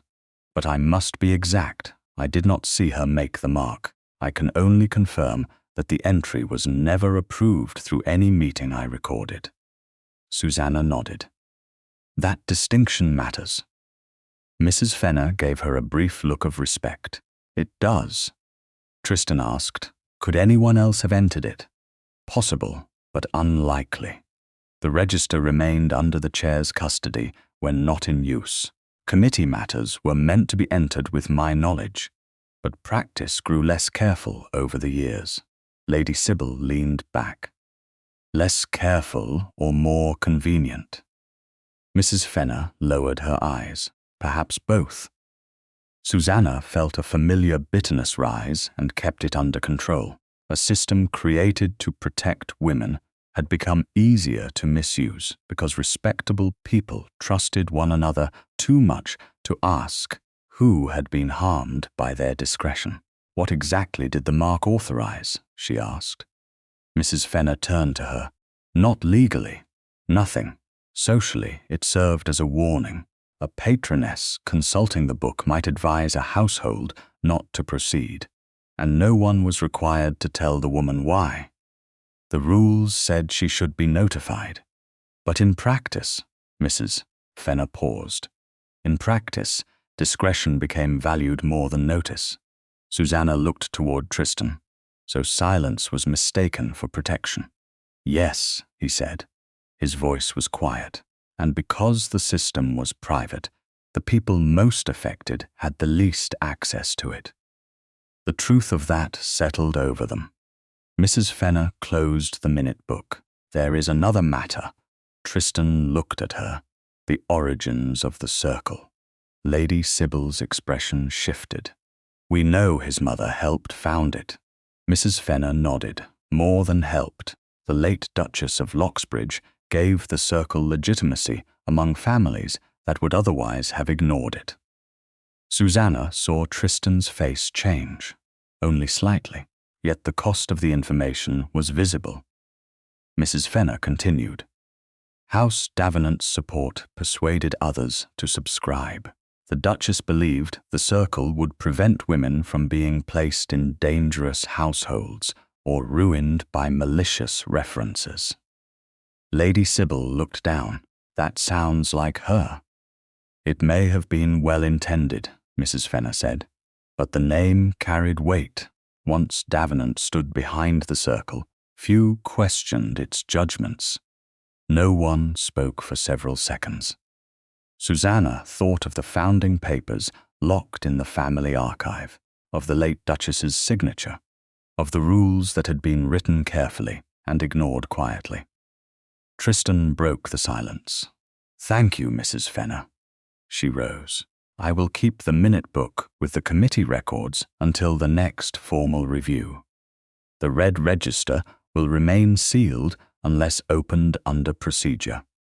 Good, Susannah said. Mrs. Fenner inclined her head to her before leaving. When the door closed, Lady Sybil stood as well. I believe the two of you have a conversation I do not need to supervise from 6 feet away. Tristan gave her a look. She ignored it. I shall be in the next room. Then she left. Susannah remained seated. Tristan stood near the mantel, one hand resting lightly against the edge. You knew your mother's name might be involved, she said. Yes, but you did not know the extent. No, now you do. He looked at her. Yes. Susannah had imagined this conversation since the archive. She had wondered whether the certainty in his voice would change once the truth became costly. It was easy to condemn Lady Euphemia, easy to criticize vague social cruelty, harder to say publicly that one's own house had given a system enough authority to be dangerous. What will you do? She asked. Tristan did not answer at once. She waited. He had always respected silence when she needed it. She would do the same. At last he said, I will give you the founding papers. Privately, yes. And publicly? The word changed the room. Tristan's gaze held hers. That requires thought. Susannah felt disappointment before she could stop it. Not because he had lied, he had not. Not because he had refused, he had not. Because his hesitation revealed exactly where the difficulty began. She rose slowly. You said in the archive that if your mother's name became part of the truth, then it would become part of truth. I remember. Would you say that before the same women who saw the black mark? I have not said I would not. No. Her voice remained calm. You have only not said that you would. Something tightened in his face. There are consequences beyond me. There were consequences beyond me too. He looked away for the first time. Susannah did not press the advantage. She had no wish to wound him. She needed to know him. I do not need you to be blameless, she said. I need to know whether truth stops when it reaches your own door. Tristan looked back at her. The words had landed. Good. They were meant to. It will not, he said. Susannah held his gaze. That is not the same as saying you will speak. No. Then do not give me certainty you have not earned. He went still. The old Susannah, the one who had spent years softening every true sentence before it inconvenienced someone powerful, might have apologized. She did not. After a moment, Tristan said, Fair. The answer surprised her more than anger would have. She had expected defense, rank, perhaps coldness. Instead, he accepted the judgment.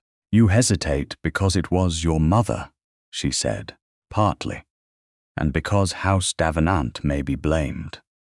Yes, and because you think you can repair the system without humiliating the family that helped build it. Tristan's eyes narrowed slightly. You see more than I would prefer. So do you. That almost became a smile between them, but neither allowed it. The moment was too serious. Tristan moved away from the mantel. I believed until recently that institutions could be corrected quietly if the right people acted carefully. Perhaps some can. You do not believe this one can? Susannah shook her head. Not when the harm was public enough to close 5 doors. He looked toward the window. Outside, a carriage rolled slowly through Grosvenor Square. My mother wanted to protect women. Then telling the truth about what the system became does not dishonor what she wanted. Society will not make that distinction generously. Society was not generous to me either. He looked back at her. No. The silence that followed was not comfortable, but it was honest. That mattered more. Tristan spoke first. You asked whether truth stops at my door. Susannah waited. Then my door must not be where truth ends. She felt the words settle somewhere deeper than reassurance. Yet she did not let them become absolution. We will see. Yes, Again, no offense, no demand for gratitude, only acceptance that trust required proof. On May 31, Susannah sat alone in the correspondence room with 5 names before her: Mrs. Dalrymple, Mrs. Ashcombe, Lady Morton, Lady Calder. One earlier household, whose refusal had been so vague, she had almost stopped remembering the details. Tristan had not asked her to wait. Lady Sybil had not told her to be cautious. No one had arranged the next step for her. Susannah dipped her pen in ink and began writing. Not to ask for employment, not to plead for reconsideration, not to demand apology. She wrote one question to each household. What were you told about me? By the time the final letter was sealed, she knew something had changed. She was no longer waiting for Tristan to build the case. She would find the women who had closed their doors, and she would ask them to say, in their own words, why they had done it. The first reply arrived on the morning of June 1, folded twice, sealed in grey wax, and addressed in a hand Susannah recognized from Brook Street. She stood alone in the household correspondence room when the footman placed it beside her blotter. For several seconds, she did not touch it. The 3 dark steel keys rested at her waist. The red register remained sealed at the committee office under Mrs. Fenner's custody. The official minute book was there as well. Nothing had moved without explanation. Nothing had yet proved why Lady Euphemia had acted. Susannah looked at the envelope and understood that this answer, however small, belonged to her because she had asked for it herself. She broke the seal. Mrs. Dalrymple's letter began cautiously, with 3 sentences about regret and delicacy, then reached the truth. Lady Euphemia Weatherby had warned her that Miss Merrick could not be trusted with confidential household matters. No specific incident had been named. No theft, no broken confidence, no improper letter. Only the warning and a reference to the adverse character mark. Susannah read the paragraph twice. The words did not hurt in the way she expected, perhaps because they finally had shape. She had spent months being injured by something invisible. Now at least one piece of it could be held. A second reply came that afternoon from Mrs. Ashcombe. This one was shorter and more ashamed. She admitted that she had originally intended to recommend Susannah to her sister. She had changed her mind after Lady Euphemia directed her attention to the register and said that confidence had been withdrawn for sufficient reason. Again, no reason had been given. Mrs. Ashcombe wrote that she had accepted the warning because other respectable women seemed to do the same. Susannah sat very still after reading that sentence. There it was, not hatred, not certainty, habit. One woman trusted another, who trusted a book which carried a mark no meeting had approved, which then became stronger each time someone obeyed it without asking why. By evening, Lady Calder had replied as well. Her letter was the most difficult to read because it was the most direct. She admitted that Lady Euphemia had advised her privately that Susannah possessed too much access to correspondence and should not be trusted in a confidential position. No breach was named. No letter had been mishandled. No secret had been exposed. The warning existed without an event. Susannah placed the 3 replies in a careful row on the desk. 3 separate letters, 3 separate women, 3 variations of the same unnamed suspicion. She did not feel victorious. She felt furious in the quiet way that had become familiar to her, a rage without spectacle, a clarity that stood upright. Tristan found her there shortly after 6. He knocked against the open door frame before entering, as he always did. "You have replies." 3. He stopped at the desk, but did not reach for them. "May I?" Susannah considered, then handed him the first letter. He read all three without comment. That silence was different from the silence of the women in St. James's. It was not avoidance, it was restraint. When he finished, he placed the letters back exactly where she had arranged them. Each one names Lady Euphemia. Yes, none names a single act you committed. No, and each woman acted upon the same warning. Yes. Tristan looked toward the window. That confirms the mechanism. Part of it. You are being careful. I am being accurate. A faint warmth entered his expression. You have developed an inconvenient habit. I learned from an expert. The exchange softened nothing essential, but it eased the room. Susannah gathered the letters. These are not enough. Enough for what? To know that my aunt influenced them. Not enough to prove why. You believe the motive was to keep you at Wetherby House. I believe it is possible. More than possible. She looked at him. Do not become careless, because you agree with me. He accepted the correction without offense. Fair. Susannah secured the letters inside her desk. I want written statements. From the women who replied? Yes, signed in their own words. Not because I intend to turn a private grievance into a court proceeding, because I will not have Lady Euphemia say later that I misunderstood polite correspondence. Tristan nodded. What do you need from me? The question caught her off guard. Not what shall I do, not leave it to me. What do you need from me? She thought before answering. A carriage when I request one, nothing else yet. Granted, and no visits on my behalf. Agreed, no solicitor writing, to frighten them into cooperation. Agreed, no use of your title to secure statements. Agreed. Susannah studied him. You make that sound easy. It is not. Then why agree so quickly? Because you did not ask me to disappear. You asked me not to take over. Something in her chest tightened. She turned away before it became visible. On June Soond and June 3, she visited 3 households with Lady Sybil as proper companion. The first interview took place in a pale drawing room where Mrs. Dalrymple could not stop smoothing the edge of her handkerchief. Susannah did not accuse her. She simply asked whether she would put in writing exactly what Lady Euphemia had said. Mrs. Dalrymple hesitated. You understand, Miss Merrick, that I believed I was protecting my household. I understand that you were given a warning. Yes. I am asking whether you will say who gave it. Mrs. Dalrymple looked ashamed. Your aunt? And did she name an act of misconduct? No. Then please write that. The second statement came from Mrs.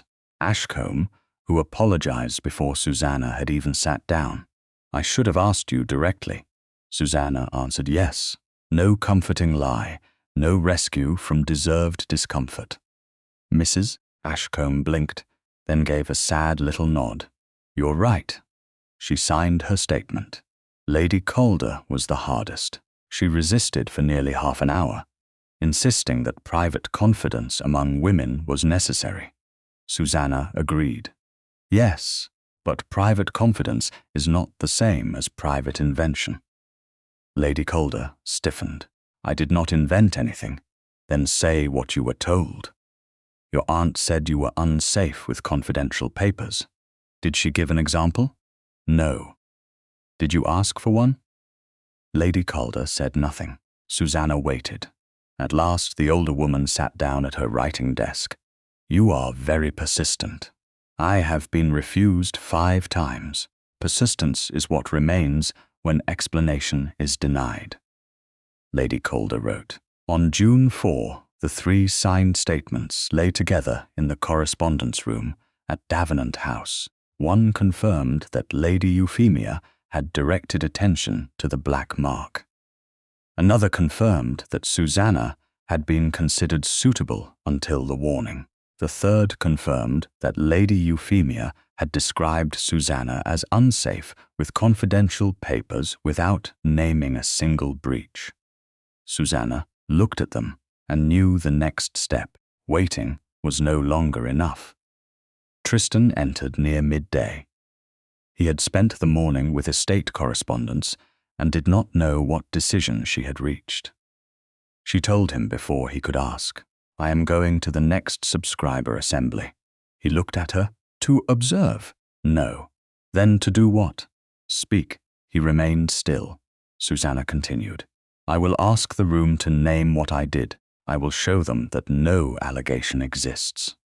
I will show them the statements. I will ask why my aunt used an unauthorized mark to close every door before me." Tristan's expression sharpened. "That will make you the center of the room. I know it may be ugly. I know Lady Euphemia will prepare. So will I." He looked down at the statements, then back at her. "What place do you want me to take?" There it was again. Not command, not assumption, a question.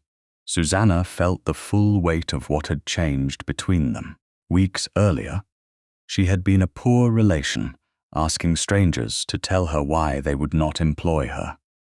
Now a duke stood before her, asking where she wanted him to stand. She answered without hesitation, "Beside me, not before me." Tristan held her gaze. "Done." Susannah exhaled slowly. She had expected relief. What she felt was stronger. Ownership. Not of the outcome. Not of society. Not of him. Of her own voice. Outside, London continued as if nothing had changed. Carriages passed through Grosvenor Square. Footmen delivered cards.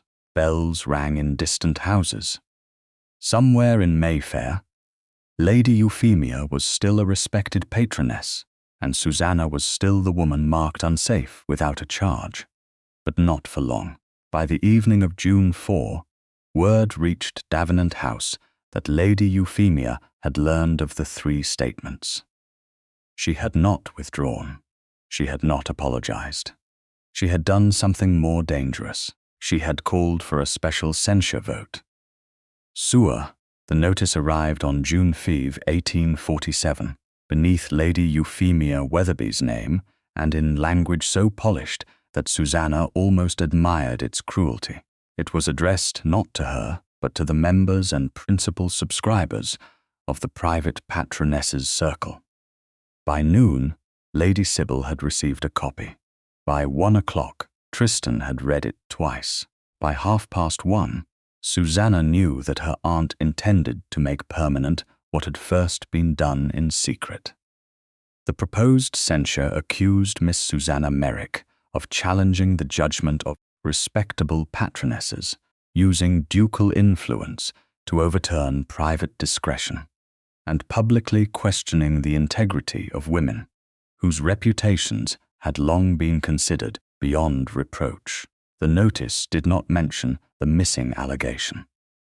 It did not mention the absent witnesses. It did not mention the missing countersignatures, the lack of notice, or the fact that no meeting had ever approved the black mark beside Susannah's name. Instead, it transformed her objection into misconduct. If the proposed censure passed, the adverse entry could be formally countersigned after the fact.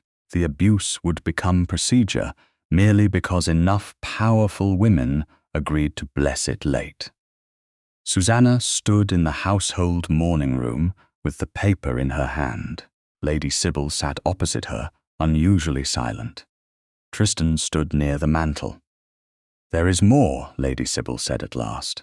Susannah looked up. "I have been warned that if I continue supporting you, I may be removed from the circle." Susannah lowered the notice. "By whom?" "The warning came through Lady Calder, though I doubt the idea was hers." "Then you should withdraw." Lady Sybil stared at her. "I beg your pardon." "You should not lose your place because of me. My dear Miss Merrick, I have spent 61 years accumulating the privilege of disappointing unreasonable women. I will not surrender it now. Despite everything, Susannah almost smiled. Lady Sybil, no, you do not get to make me noble by asking me to abandon you. Her tone softened. I know what I am risking. Susannah looked down at the notice again. So do I. That afternoon, the retaliation widened. 2 calling cards were returned without notes. A woman, who had once sought Lady Sybil's advice, sent word that illness prevented a visit, though the same woman was seen later in Hyde Park. Then came the more poisonous whisper. Crispin Weatherby had begun telling acquaintances that Susannah had always enjoyed unusual access to private correspondence at Weatherby House. He named no stolen letter, no exposed secret, no specific breach, only access. The very work they had relied upon became the shape of suspicion. When the report reached Davenant House, through a trusted acquaintance of Lady Sybil, Susannah felt something colder than anger. Crispin knew exactly what she had done for years. He knew she had corrected his appointments, protected his embarrassments, remembered his creditors, and repaired the consequences of his carelessness. Now he was turning that same usefulness into proof that she should never have been trusted. Tristan read the account in silence. He names no incident, he said. No harmed party. No document mishandled. No. Susannah folded the paper carefully. He does not need an event. He only needs people to imagine one. Tristan's jaw tightened. Then we force him to name it. Not yet. He looked at her. Why? Because if we chase every whisper, they control the direction of the story. This is not merely a whisper. It is a deliberate attempt to create suspicion before the vote. I know. Then why wait? Susannah held his gaze. Because the central question has not changed. What did I do? Tristan said nothing. They still cannot answer it, she continued. Lady Euphemia cannot. Crispin cannot. The register cannot. The minutes cannot. If I let them scatter me across 10 different rumors, I spend all my strength disproving things no one has had the courage to accuse me of directly. The anger in his face did not disappear. It changed shape. Then what do you want? The full assembly? The censure vote? Yes.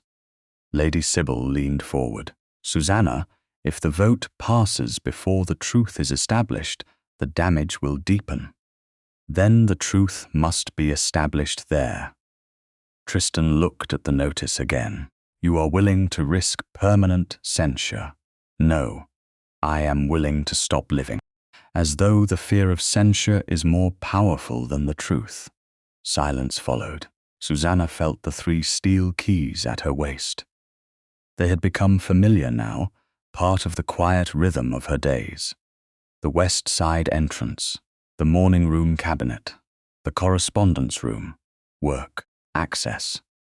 Defined responsibility, yet she knew exactly what Lady Euphemia would say.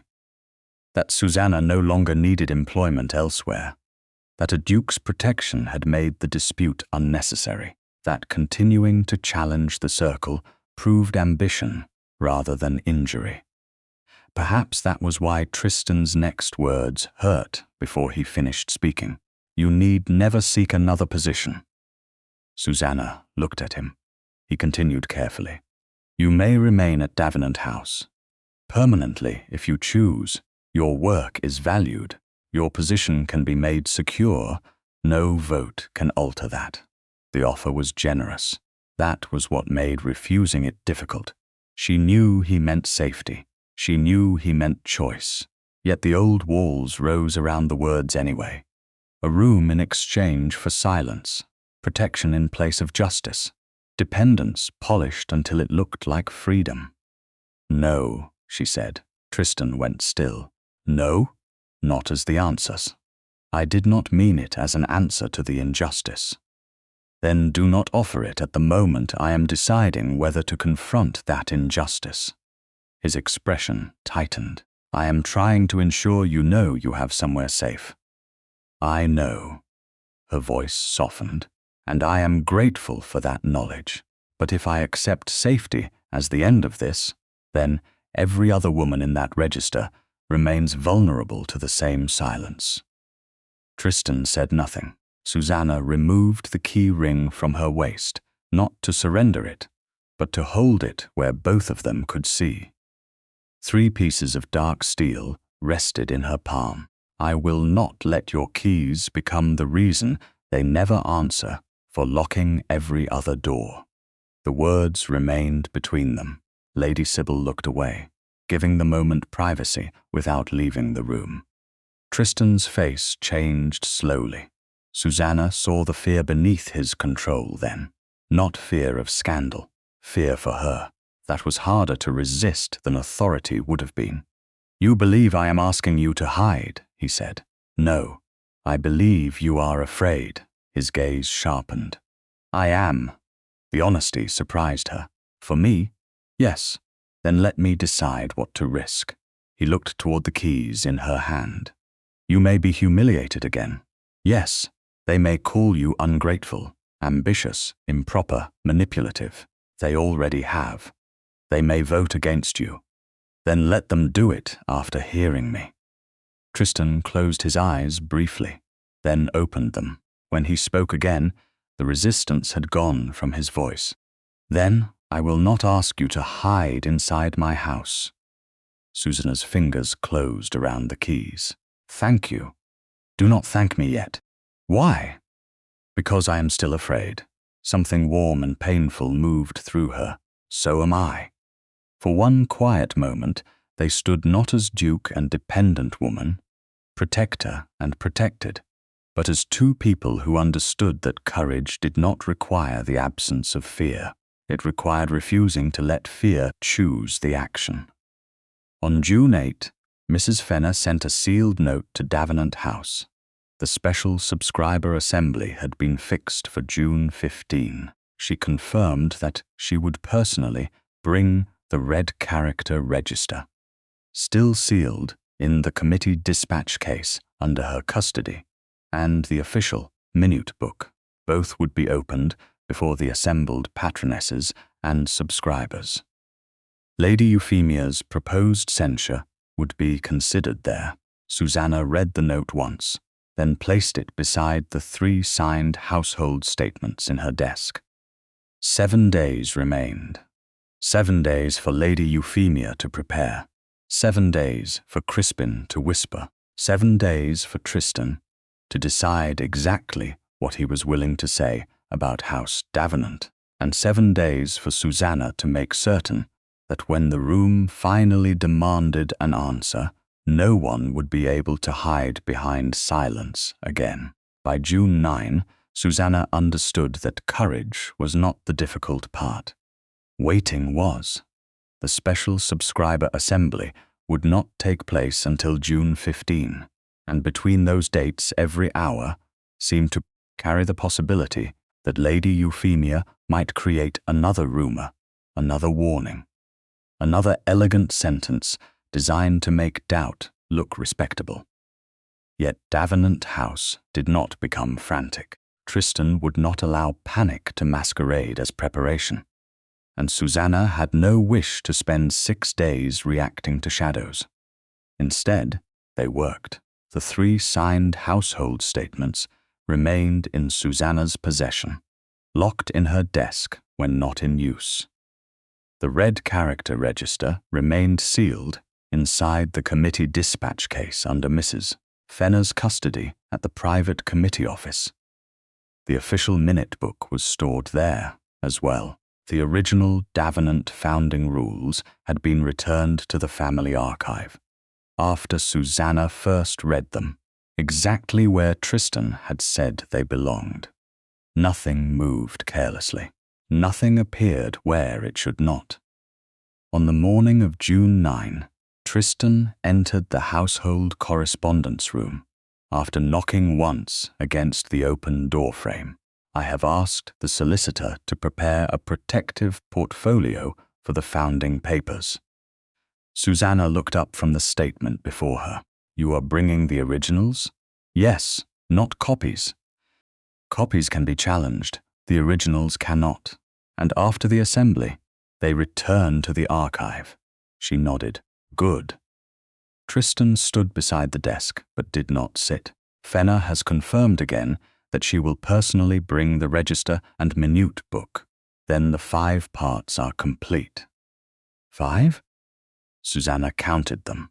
The register, the minute book, the founding rules, the 3 household statements, Mrs. Fenner's own knowledge of the procedure. Tristan inclined his head. 5. She looked down at the papers. Enough to show what happened. Yes. Not yet enough to force my aunt to admit why. No. Susannah sat back. She had expected the uncertainty to frighten her. Instead, it sharpened her. Then the motive must come from her own answers.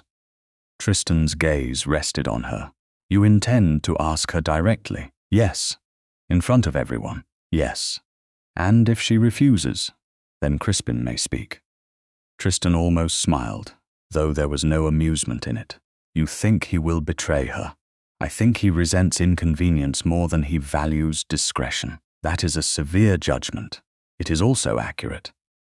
He accepted the point. Susannah lifted Mrs. Dalrymple's statement. Lady Euphemia warned her not to employ me.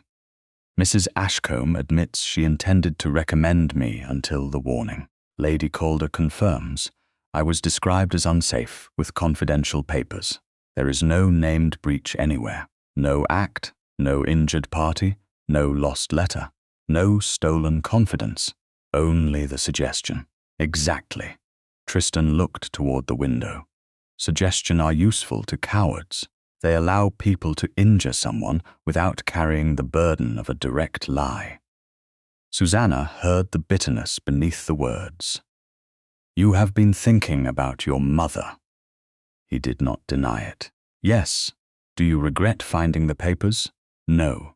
Do you regret what they connect to your house? This time he hesitated. Yes. The honesty mattered. She waited. Tristan moved to the opposite side of the desk. My mother believed the circle would protect women who had no powerful relation to speak for them. She believed private households were too closed, too dependent on whisper and reputation, and that a formal process could prevent abuse. Then she understood the danger.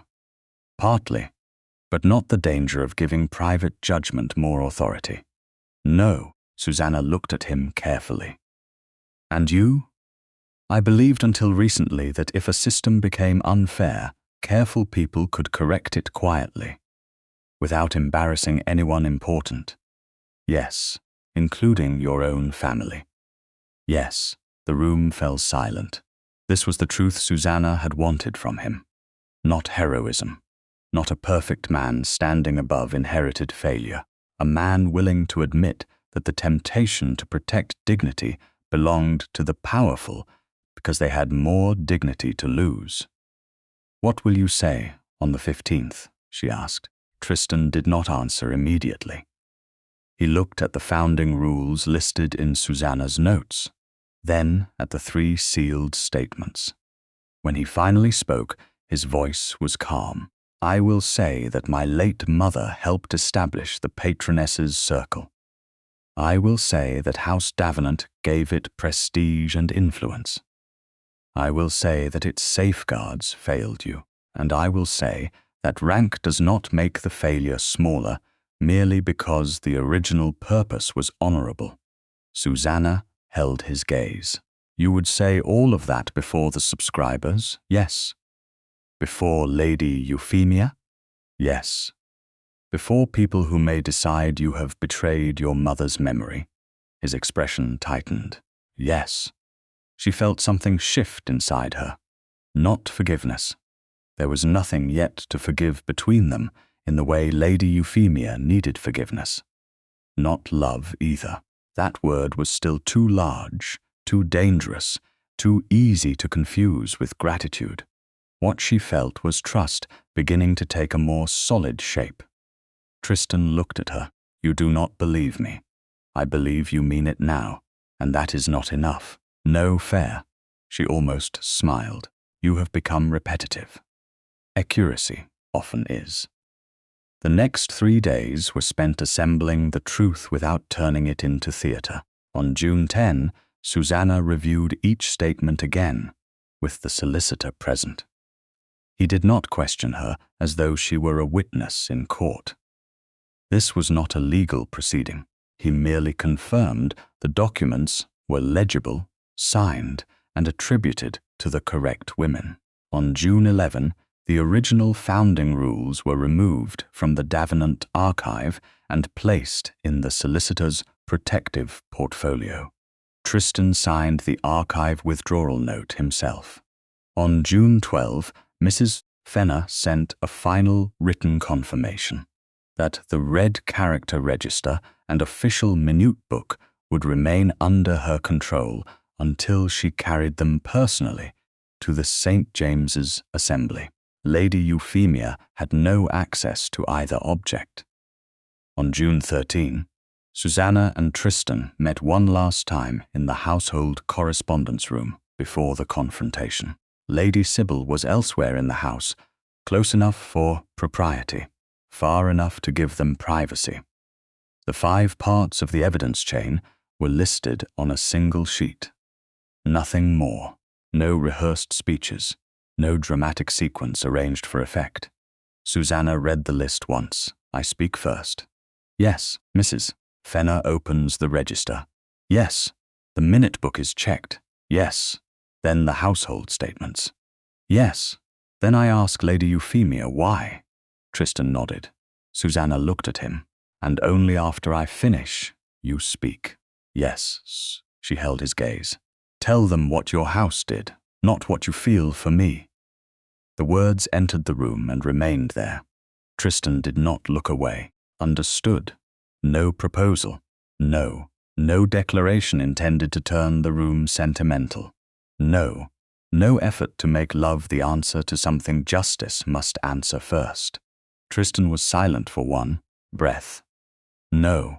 Susannah felt warmth rise beneath her composure because he had not mocked the distinction.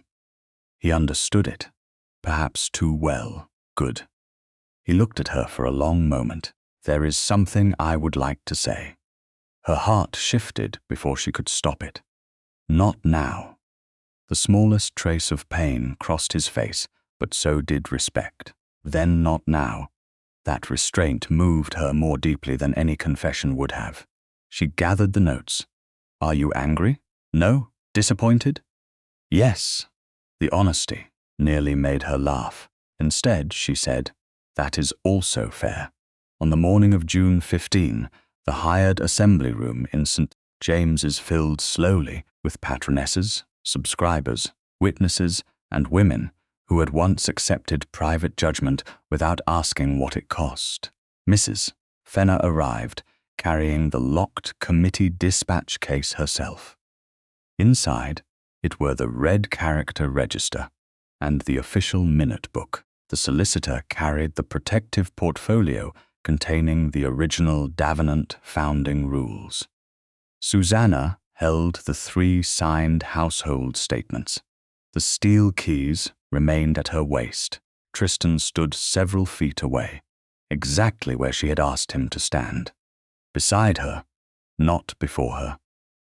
Mrs. Fenner opened the dispatch case and placed the red Morocco register on the central table. Its worn leather caught the morning light. Across the room, Lady Euphemia entered and saw Susannah waiting, for the first time since Brook Street. Susannah did not wonder what her aunt might say about her. She knew what she would ask, and this time the room would have to listen. Susannah had imagined that when the moment finally came, the room would feel larger. Instead, on June 15th, 1847, the hired assembly room in St. James's seemed to narrow around the central table where the red Morocco register lay beneath the morning light. Patronesses occupied the front rows. Subscribers stood farther back. Mrs. Fenner sat beside the official minute book. The solicitor kept the Davenant founding papers inside their protective portfolio until called for. Lady Sybil remained near Susannah. Tristan stood several feet to her right, exactly where she had asked him to stand. Beside her, not before her, Lady Euphemia sat opposite, composed in dove-grey silk, while Crispin remained behind her chair. With the expression of a man irritated by an inconvenience he expected someone else to solve, Susannah looked at the faces before her. Some had rejected her. Some had defended the system without knowing how it worked. Some had simply watched. She felt the 3 steel keys at her waist, and then looked at the register. Will someone finally name what I did? No one answered. The silence was different now. Before, it had been a weapon. Here, it became evidence. Susannah turned to Mrs. Fenner. Please open the register. Mrs. Fenner released the brass clasp, turned several pages, and stopped at Susannah's name. The black diagonal mark remained exactly where it had been. Beneath it stood the notation that had closed 5 doors. W. Confidence withdrawn. Susannah faced the room. What allegation is recorded? Mrs. Fenner answered clearly. Nah. What witnesses are named? Nah. How many countersignatures appear? Nah. Was I notified? No. Was I given an opportunity to answer? No. A murmur moved through the room. Lady Euphemia lifted her chin. We have heard this before. The absence of formal notation does not erase private concern. Susannah looked at her aunt, then named the concern. Lady Euphemia's face remained smooth. Discretion is not misconduct merely because you resent its consequences. I did not ask whether you were discreet. I asked what I did. Again, silence. Susannah nodded to Mrs. Fenner. The official minute book was opened next. Meeting after meeting had been recorded in neat dated entries. Susannah's name appeared nowhere in any discussion of adverse character. Mrs. Fenner spoke without embellishment. I have kept these minutes for 9 years. No meeting I recorded approved the mark against Miss Merrick. Lady Euphemia said, then the omission was clerical. Mrs. Fenner looked at her. There was no vote to omit. That landed harder than any dramatic accusation could have. Susannah then took out the 3 signed household statements. She read only what mattered. Mrs. Dalrymple confirmed that Lady Euphemia warned her Susannah could not be trusted with confidential matters. Mrs. Ashcombe confirmed she had intended to recommend Susannah until Lady Euphemia directed her attention to the adverse mark. Lady Calder confirmed that Lady Euphemia described Susannah as unsafe with confidential papers without naming a single breach. Susannah placed the statements on the table. 5 houses refused me. 3 have now explained why. None was told what I had done because there was no act to name. Lady Euphemia's voice sharpened. You had unusual access to correspondence. Yes, because you gave it to me. You knew private household matters. Because you required me to manage them. Crispin shifted behind his mother. Susannah saw it. So did Tristan. She turned to Lady Euphemia. Why? Her aunt's expression hardened. Why what? Why did you make me unemployable? I did no such thing. You directed women to an unauthorized mark. I protected households from uncertainty. What uncertainty? Your judgment. Name one failure of it. Lady Euphemia said nothing. Susannah stepped closer to the table. Was I careless with your invitations? No answer.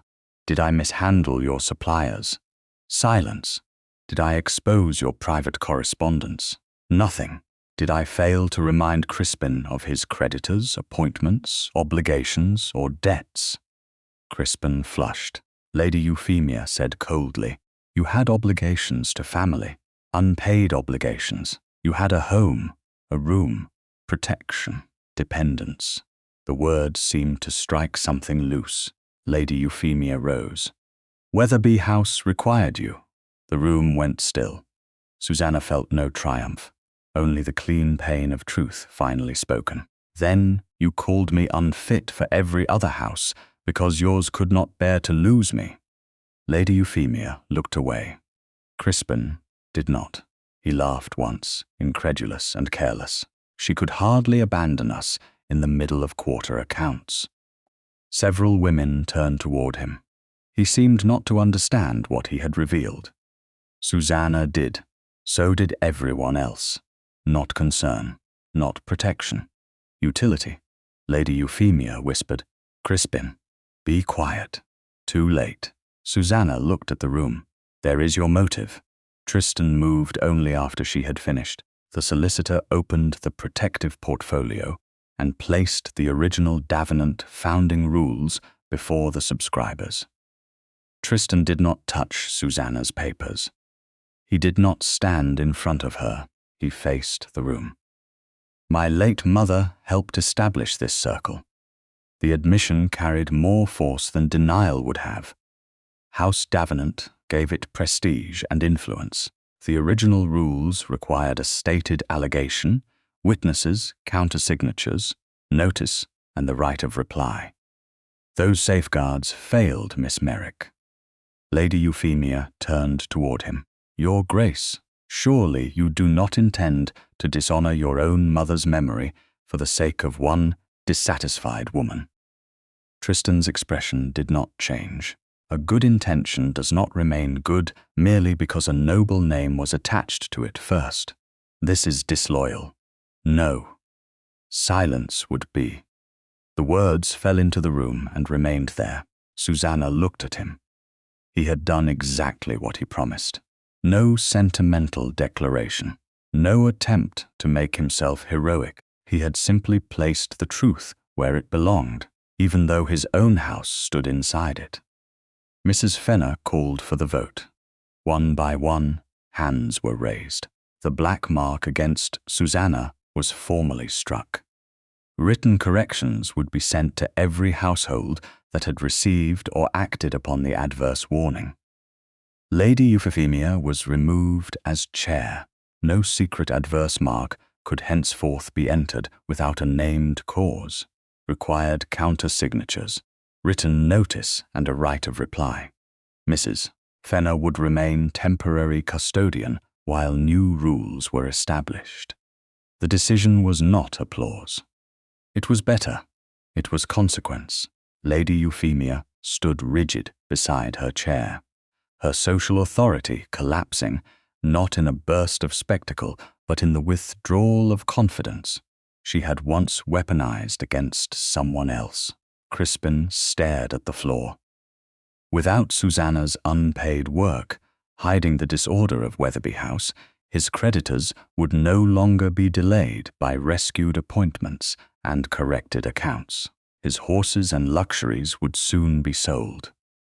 A distant relative would arrange paid commercial employment away from London. No one in the room knew all of that yet, but the machinery of consequence had already begun. Lady Euphemia's gaze dropped to Susannah's waist. "You still carry those?" Susannah looked down at the 3 steel keys. Slowly, she removed them. The room watched. She placed them on the table beside the red register. Tristan did not move. "One house trusted my work before this room approved me," Susannah said. "But I am not here because a duke gave me keys." She looked directly at her aunt. "I am here because you took every other door from me." No one spoke. Then Susannah picked the keys up herself and returned them to her waist. Tristan did not touch them. He did not need to. By the time the assembly ended, the register remained in Mrs. Fenner's official custody.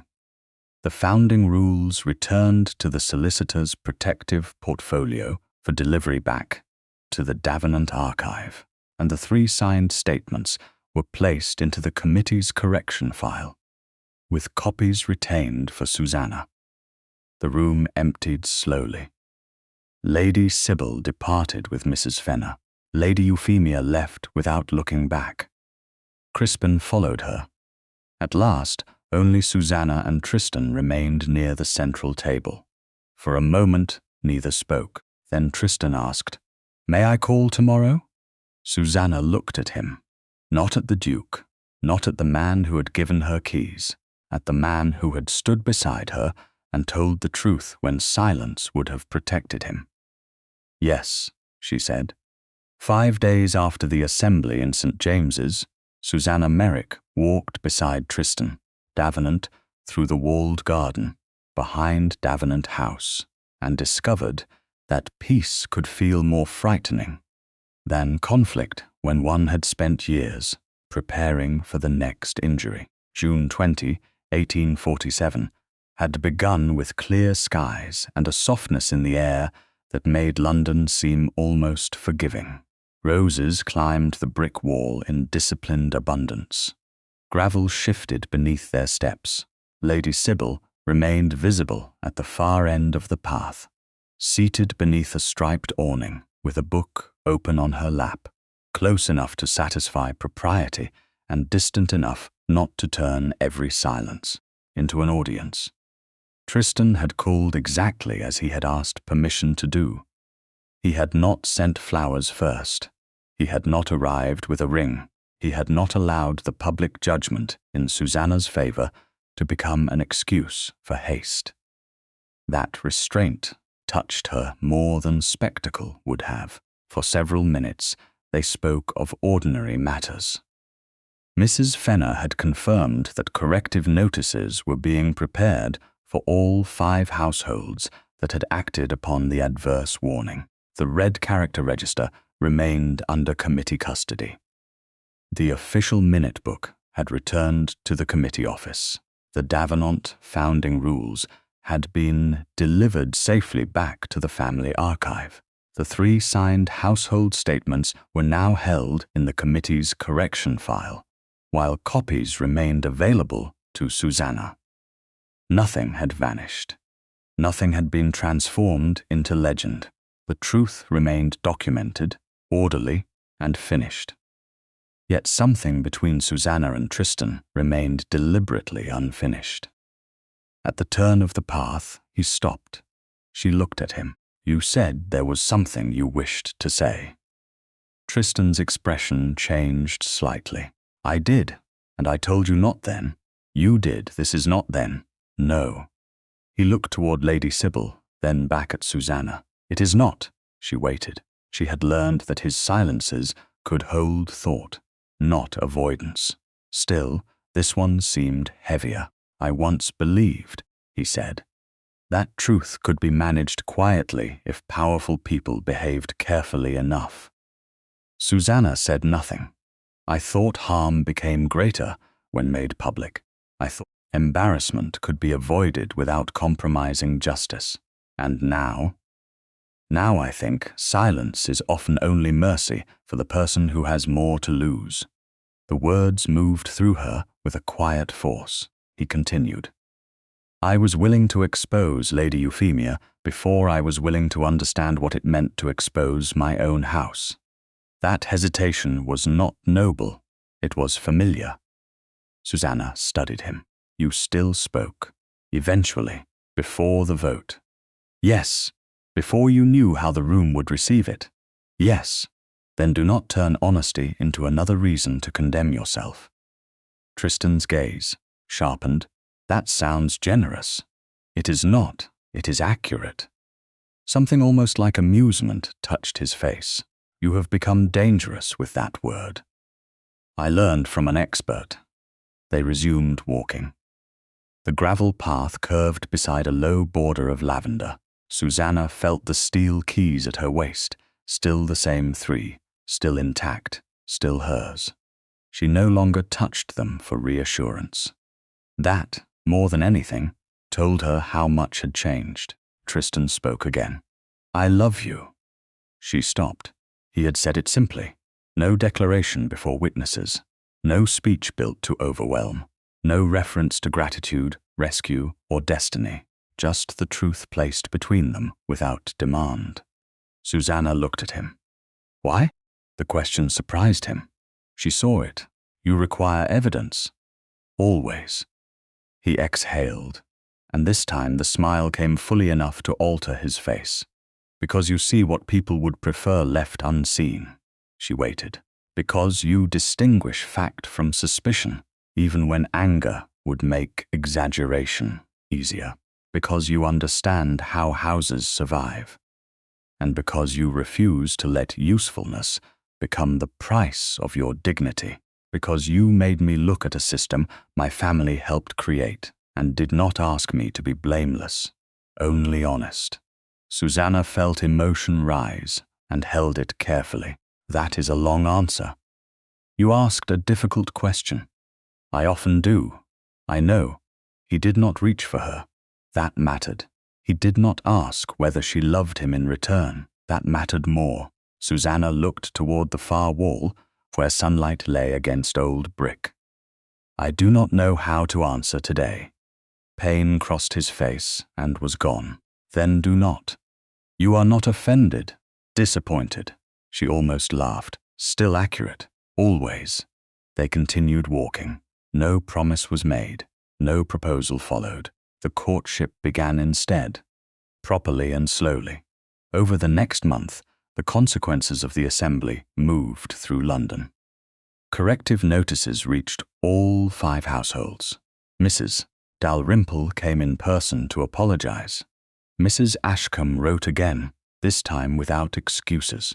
Lady Calder sent a brief note so stiff with discomfort that Lady Sybil read it twice and declared it an achievement of moral exercise, if not warmth. Susannah accepted the apologies without pretending the past had not happened. She did not punish anyone with cruelty.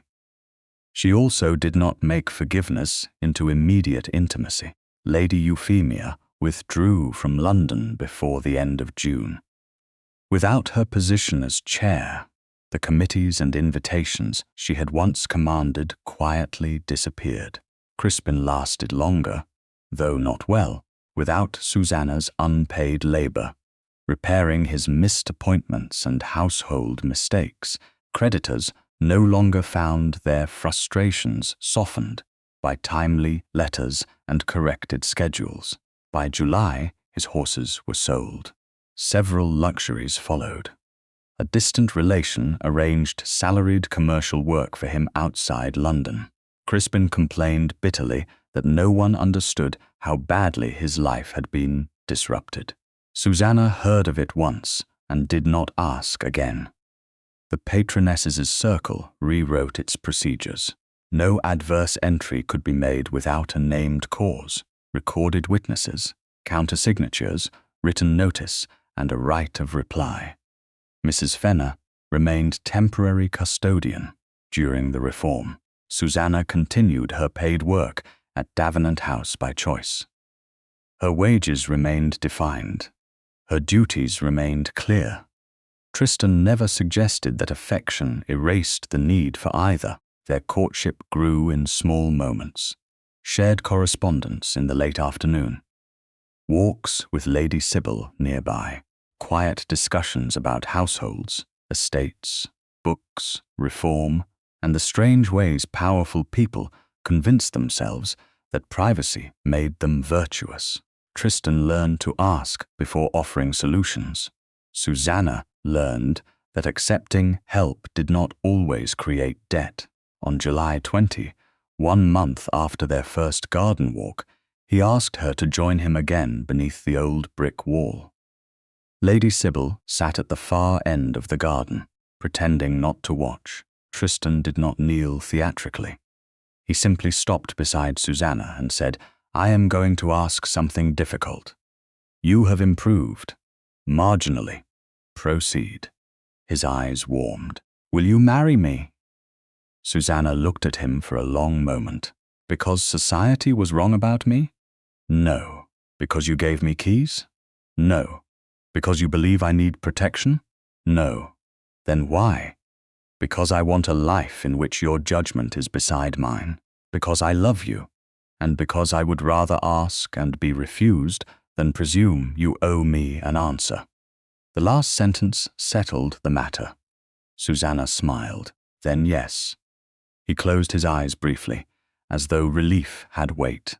When he looked at her again, she added, "But I intend to continue asking difficult questions. I would distrust you if you stopped."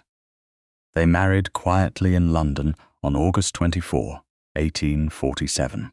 No glittering spectacle was required. Lady Sybil cried discreetly and denied it. Mrs. Fenner attended. 2 women from the Reformed patroness's circle came as witnesses to a future none of them would have predicted in May.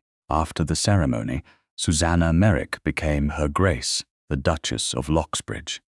Yet title did not erase the woman she had been. It did not make the refusals unreal. It did not turn suffering into destiny. It simply became one more fact in a life she now chose freely. On September 1, morning light filled the household morning room at Davenant House. A plain walnut peg had been fixed near the cabinet wall. 2 key rings hung from it. One belonged to Tristan. Beside it hung the original 3 dark steel keys he had once placed in Susannah's palm beneath the portico in St. James's. Below them rested a new household appointments book. Its first rule was written plainly. No adverse character could be recorded without a named cause and the right of reply. Susannah stood before the desk, reading correspondence when Tristan entered. He placed his own keys beside hers. The 2 rings touched with one soft sound of metal. He said nothing, neither did she. No door opened, none needed to. The woman, who had once stood outside respectable houses, waiting for someone else to decide whether she deserved entry, was no longer asking to be admitted anywhere, and the man once known for silence had learned the difference between withholding words and withholding truth.